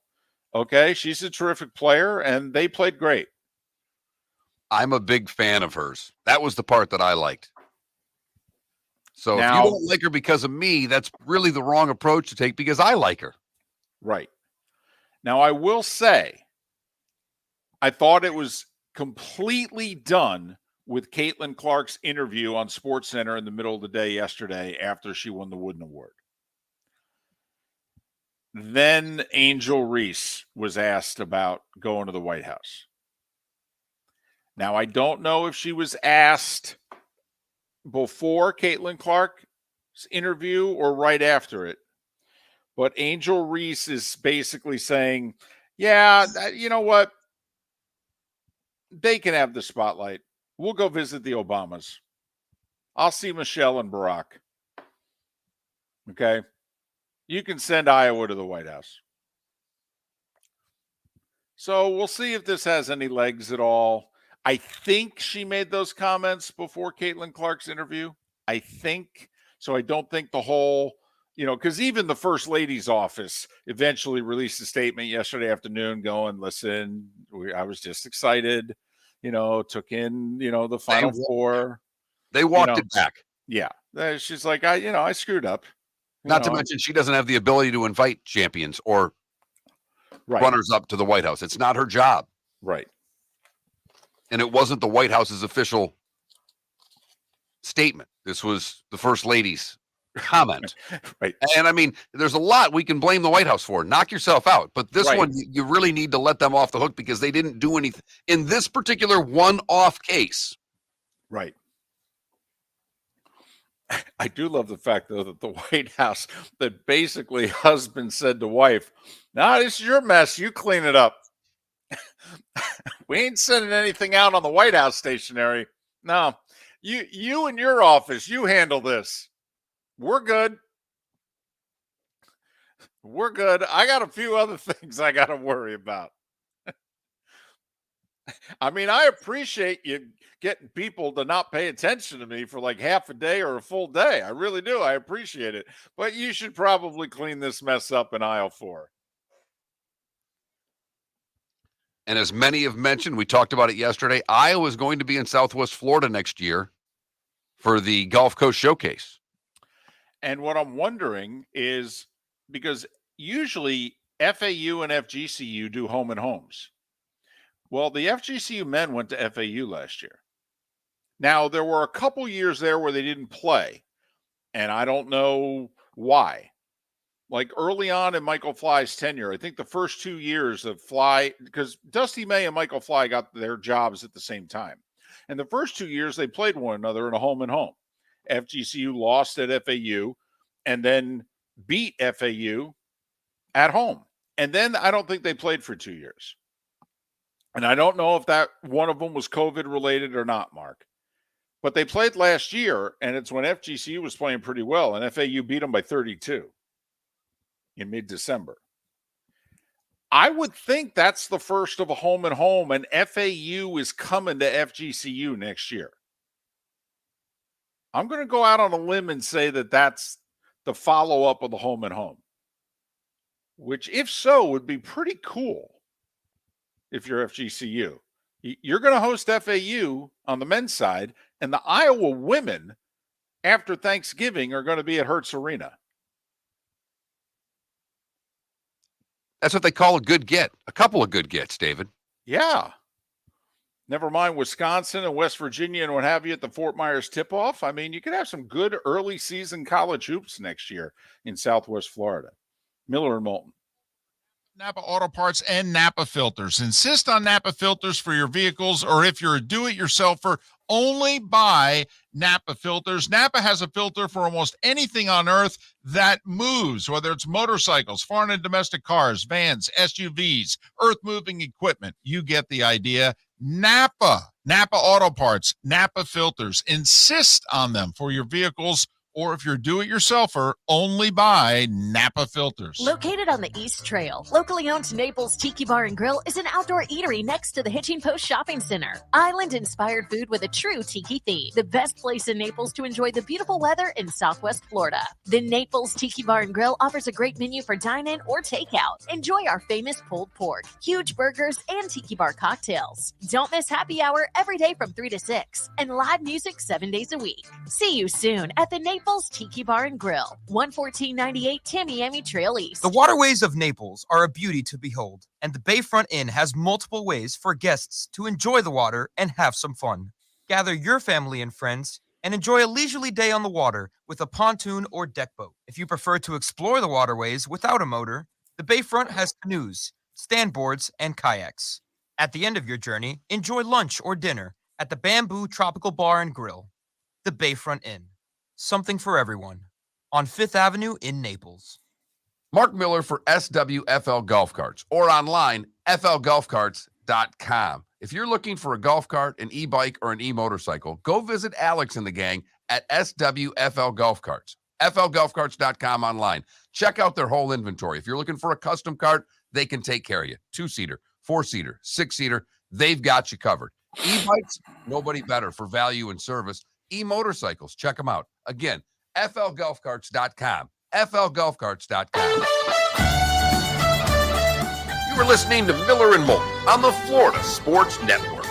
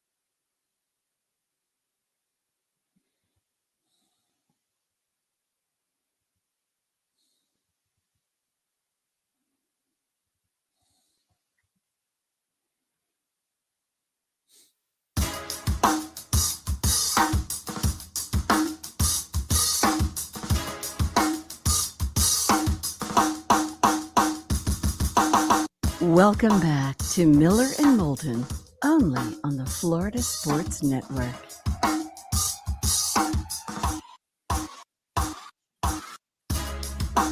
"22 minutes to the top of the hour, 16 until we're out of here. The home stretch of Miller and Moulton on this hump day. We're off on Friday, so tomorrow is our Friday, at least from a work standpoint. We'll talk a little football with the folks from PFN, and I believe Shane Bacon is scheduled to join us before he starts working. I believe he's on Masters.com's coverage, and he's doing featured groups, I believe, and I think he tentatively said, I'll be getting ready, but yeah, we could do 10 minutes. So Shane Bacon live from Augusta tomorrow morning. I always like when we get people's preview. We do that, David Sampson's on right before his podcast. Usually we say one or two things that he's getting into his podcast, he'll get fired up. I'm not expecting Shane Bacon to get fired up, but when you get them right before they go on air, usually you get some good material because they're ready to go and fired up, as we are for the Masters starting tomorrow. A terrible forecast, but as Bob Harig said, don't trust the forecast. There have been many a time that they thought the weather was going to break poorly in Augusta, and it just didn't. So we shall see, but rain expected every single day in Augusta. Heavy rains on Saturday with cold weather to boot. Don't know how that will measure up for this tournament, but certainly will make the course longer. Not probably what they wanted when they moved the tee back on 13, some 30, 40 yards, and then expected normal weather. So don't know if 13 will be a go-for-it hole. That's one of the things that we'll all be finding out about. Well, DJ said that he's going to treat it as a 3-shot par 5, which is remarkable. It is, by shots under par, has been the easiest hole on the course, 13. And now if it turns into a true 3-shot par 5, where 15 for most is still a 2-shot par 5.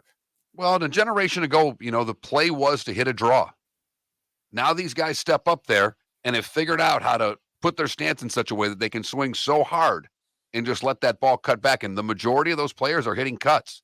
So, one of the things Augusta always wanted, David, was shot making. Now they're going to force you to make a shot off the tee. And as Bob Harig said, hey, they're uncomfortable hitting draws. But you know what?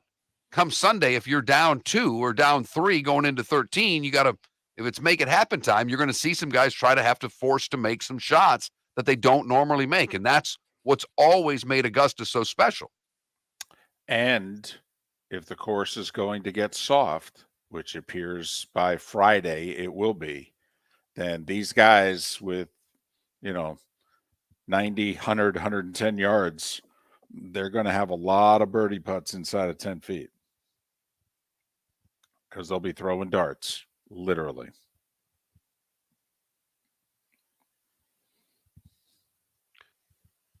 The Masters this week, David going with Justin Rose. I'm picking Justin Thomas. So a couple of Justins that you shouldn't bet on based on what Miller and Moulton are telling you for this week's Masters tournament.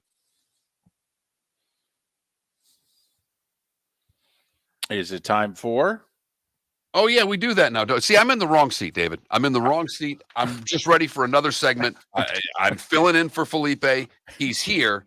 But, yeah, I'm glad you warned me, David. It's the last segment of the show, isn't it? That's what goes on when you're doing another person's job. What the hell?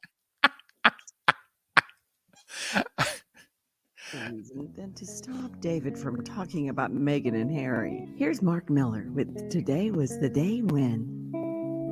The Mayflower goes home. 1621, it leaves Plymouth, Mass. on its return trip to England. 1792, Washington exercises his first presidential veto.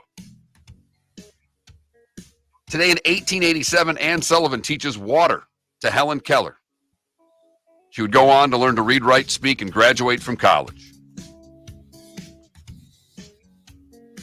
1915, Jess Willard KOs Jack Johnson for the heavyweight title in front of 25,000 fans in Havana. He did so in the 26th round. There we go. Today in 48, WGN TV begins broadcasting. How about that? Cubs were on at 1.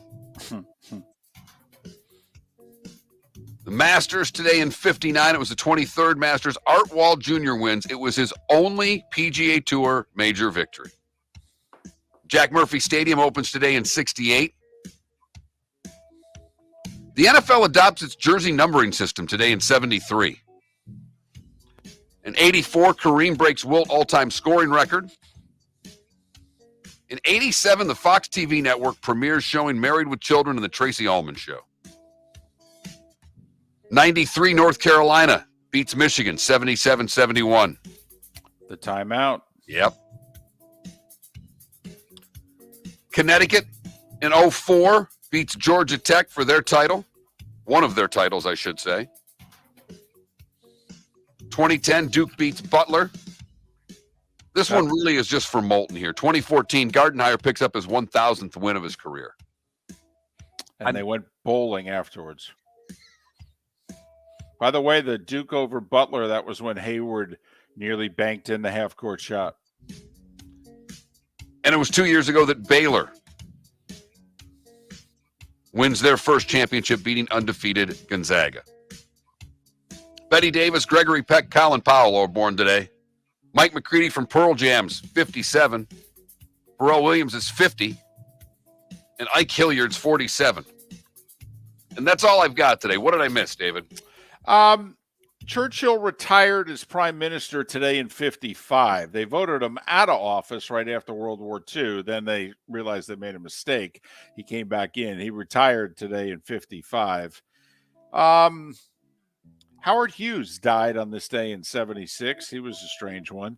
And Kurt Cobain killed himself on this day in 94.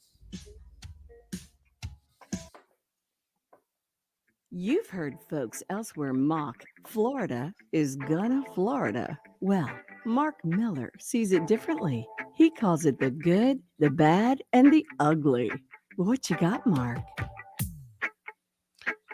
We go to Sanibel today. Another opening, Ding Darling, reopening after being closed because of Hurricane Ian. To me, I don't know about you, David, anytime I hear about something reopening, Sanibel, Captiva, Pine Island, Fort Myers Beach, anything is good news. Still 6 months later, and we're all still trying to figure out what's next. For the bad, we go to Estero, where there's a pig problem. And I'm not just talking about a couple of hockey players going out after a game. Hello. Pigs running around high-priced neighborhoods in Estero. I don't know if people realize, but these pigs make a big mess. And they breed really rapidly. So they're kind of a big problem. We have a pig problem in Estero, David. I'm just going to leave that one alone. If that's okay. Finally, the ugly. We go to New York, where a patient stole an ambulance who had taken him to a New York City hospital and went for a 25-mile joyride before police had to use spike strips to stop him. The 47-year-old man was taken to Mount Sinai Memorial Hospital, Manhattan. The ambulance he had ridden in was sitting outside unlocked, unoccupied, and with the keys in the ignition just before 5 a.m. GPS tracking had him heading north on I-87, finally taken down by New York State troopers. And that's the good, the bad, and the ugly on today, April the 5th, 2023. You want some day baseball in your life? Wednesdays and Thursdays are the days to get it. Both the Rays and the Marlins playing 1 o'clock games. Tampa in Washington. That's the 5-0 Tampa Bay Rays. Thank you very much. And the 2-4 Marlins are hosting the Twins. So there. Love the Twins today. Figuring they're not going to lose the series? Yes. And they were shut out yesterday, so the bats will be better today. Do you feel the same way about the Mets, who have been pounded 10-0 and 9-0 the last 2 days in Milwaukee, trying to avoid the sweep today? Milwaukee's got the better pitching matchup at the start of the game. I don't, because Scherzer got bombed yesterday. If it was someone else, when your ace loses like that, I don't have the same confidence. I'm not saying they won't win, but I like the Twins. That's my one game that I'm taking the Twins. Fair enough. 12 afternoon baseball games, only one in the evening. So if you love your day baseball, today's the day for it. 8 games in the NBA. Heat are off. Heat beat the Pistons in Detroit last night while Brooklyn lost at home. Now the Heat are hoping the Pistons win at home tonight because they're hosting Brooklyn. Heat a game behind Brooklyn with 3 to play, battling for the 6th seed to avoid the play-in. I mean, if you're the 6th seed, you're probably going to play the Sixers in the first round. I mean, it's not an easy road no matter what. Not at all. And the 4-5's already set, so basically it's just a matter of who's going to get beat up in the playoffs by the good teams. Whereas in the West, we won't know until the season ends who's playing anybody. The ESPN doubleheader, I mean, they got Bulls, Bucks early. Milwaukee technically with a win, I believe, clinches the 1 seed. The nightcap is worth it. I'll be curious, the old Lakers there, LeBron and AD, second of back-to-backs, but it's Lakers-Clippers.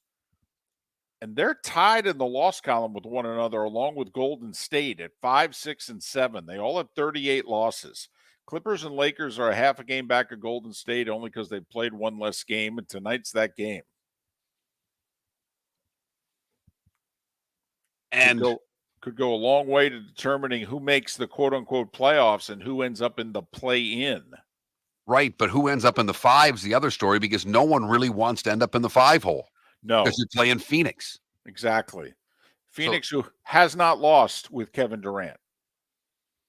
Remember, he got hurt, missed 3 weeks, but with Kevin Durant, the Suns are unbeaten. And they're locked in as the 4. Everybody wants to be the 6 and play Sacramento in the first round. Although I will say, Mark, if you end up in the play-in and you end up as the 7, you think the Lakers are worried about Memphis? Not one bit. Now, I'd rather be the 8, to be honest with you. I actually think the Lakers match up better with Denver in a 1-8. But it's funny. Nobody wants to be the 5. And I think out west, people have no problems being the 6, the 7, or the 8. Just 3 games tonight in the National Hockey League. Tampa Bay is in New York taking on the Rangers. Calgary and Winnipeg and Edmonton and Anaheim are the other 2 games. And about the only thing really at stake between the Lightning and Rangers there is if by chance they were to both get out of their divisions and meet in the conference finals. I think they're very close in points right now as to who would have home ice. Of course, it didn't matter for the Lightning last year. Rangers had home ice and they won the series. Calgary, Winnipeg, believe it or not, it's a huge game. Winnipeg's holding on to the final playoff spot in the NHL. They're 2 points ahead of Calgary, and they've got a game in a hand on the Flames.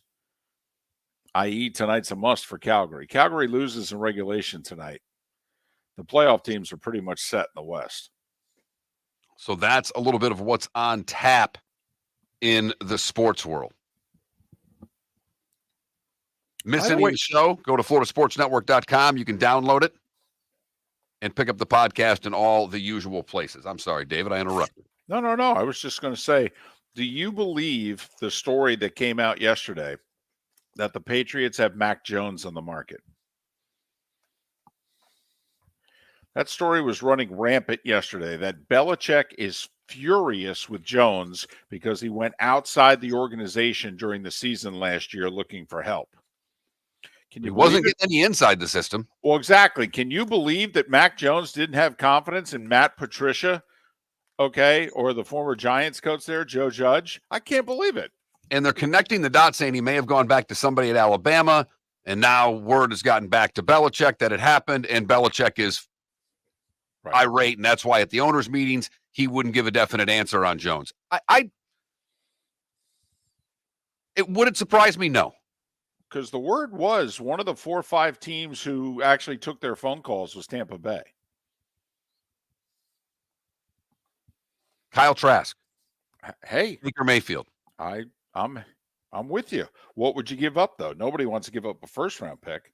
Would you give up a second-round pick? Jones? Would you give up a second-rounder for Mac Jones? No. Oh, okay. Might give up a third. Remember, they drafted him 15th overall. He's entering year 3 of his rookie deal. You've got 2 very affordable years, potentially 3 if he plays well for you this year. They're the ones that want to unload him. I'd be starting with the third and working from there. Okay. I'll say this. If he stays in New England, he'll be a lot better this year because he actually has an offensive coordinator. Miller and Moulton. The Masters begins tomorrow. We'll talk a little pro football. We'll talk about that story with the folks from Pro Football Network tomorrow right here on Miller and Moulton. Thanks for listening. The Florida Sports Network. David Moulton for Napa, Napa Auto Parts, and Napa Filters. Insist on Napa filters for your vehicles, or if you're a do-it-yourselfer, only buy Napa filters. Napa has a filter for almost anything on earth that moves, whether it's motorcycles, foreign and domestic cars, vans, SUVs, earth-moving equipment. You get the idea. Napa Auto Parts, Napa filters. Insist on them for your vehicles, or if you're a do-it-yourselfer, only buy Napa filters. Located on the East Trail, locally owned Naples Tiki Bar and Grill is an outdoor eatery next to the Hitching Post Shopping Center. Island-inspired food with a true tiki theme. The best place in Naples to enjoy the beautiful weather in Southwest Florida. The Naples Tiki Bar and Grill offers a great menu for dine-in or takeout. Enjoy our famous pulled pork, huge burgers, and tiki bar cocktails. Don't miss happy hour every day from 3 to 6, and live music 7 days a week. See you soon at the Naples Tiki Bar and Grill, 11498 Tamiami Trail East. The waterways of Naples are a beauty to behold, and the Bayfront Inn has multiple ways for guests to enjoy the water and have some fun. Gather your family and friends and enjoy a leisurely day on the water with a pontoon or deck boat. If you prefer to explore the waterways without a motor, the Bayfront has canoes, standboards, and kayaks. At the end of your journey, enjoy lunch or dinner at the Bamboo Tropical Bar and Grill. The Bayfront Inn.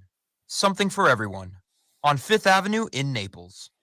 Mark Miller for SWFL Golf Carts, or online, flgolfcarts.com. If you're looking for a golf cart, an e-bike, or an e-motorcycle, go visit Alex and the gang at SWFL Golf Carts. flgolfcarts.com online. Check out their whole inventory. If you're looking for a custom cart, they can take care of you. 2-seater, 4-seater, 6-seater, they've got you covered.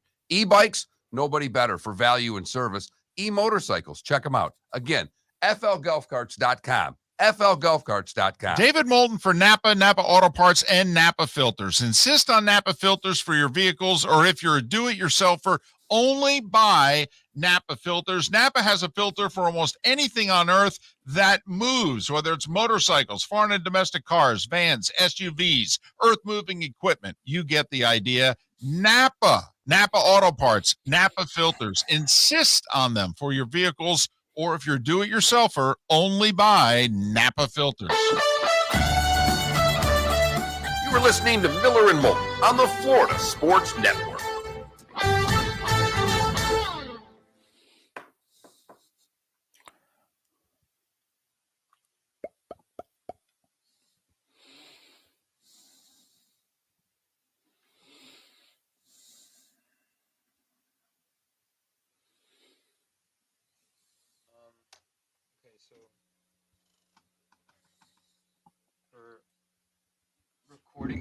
Yeah, this ain't happening.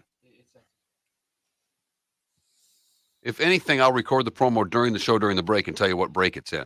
Okay, that works too. No, Felipe, you're not giving me more work to do after the show. That ain't happening. I'm just telling you that right now.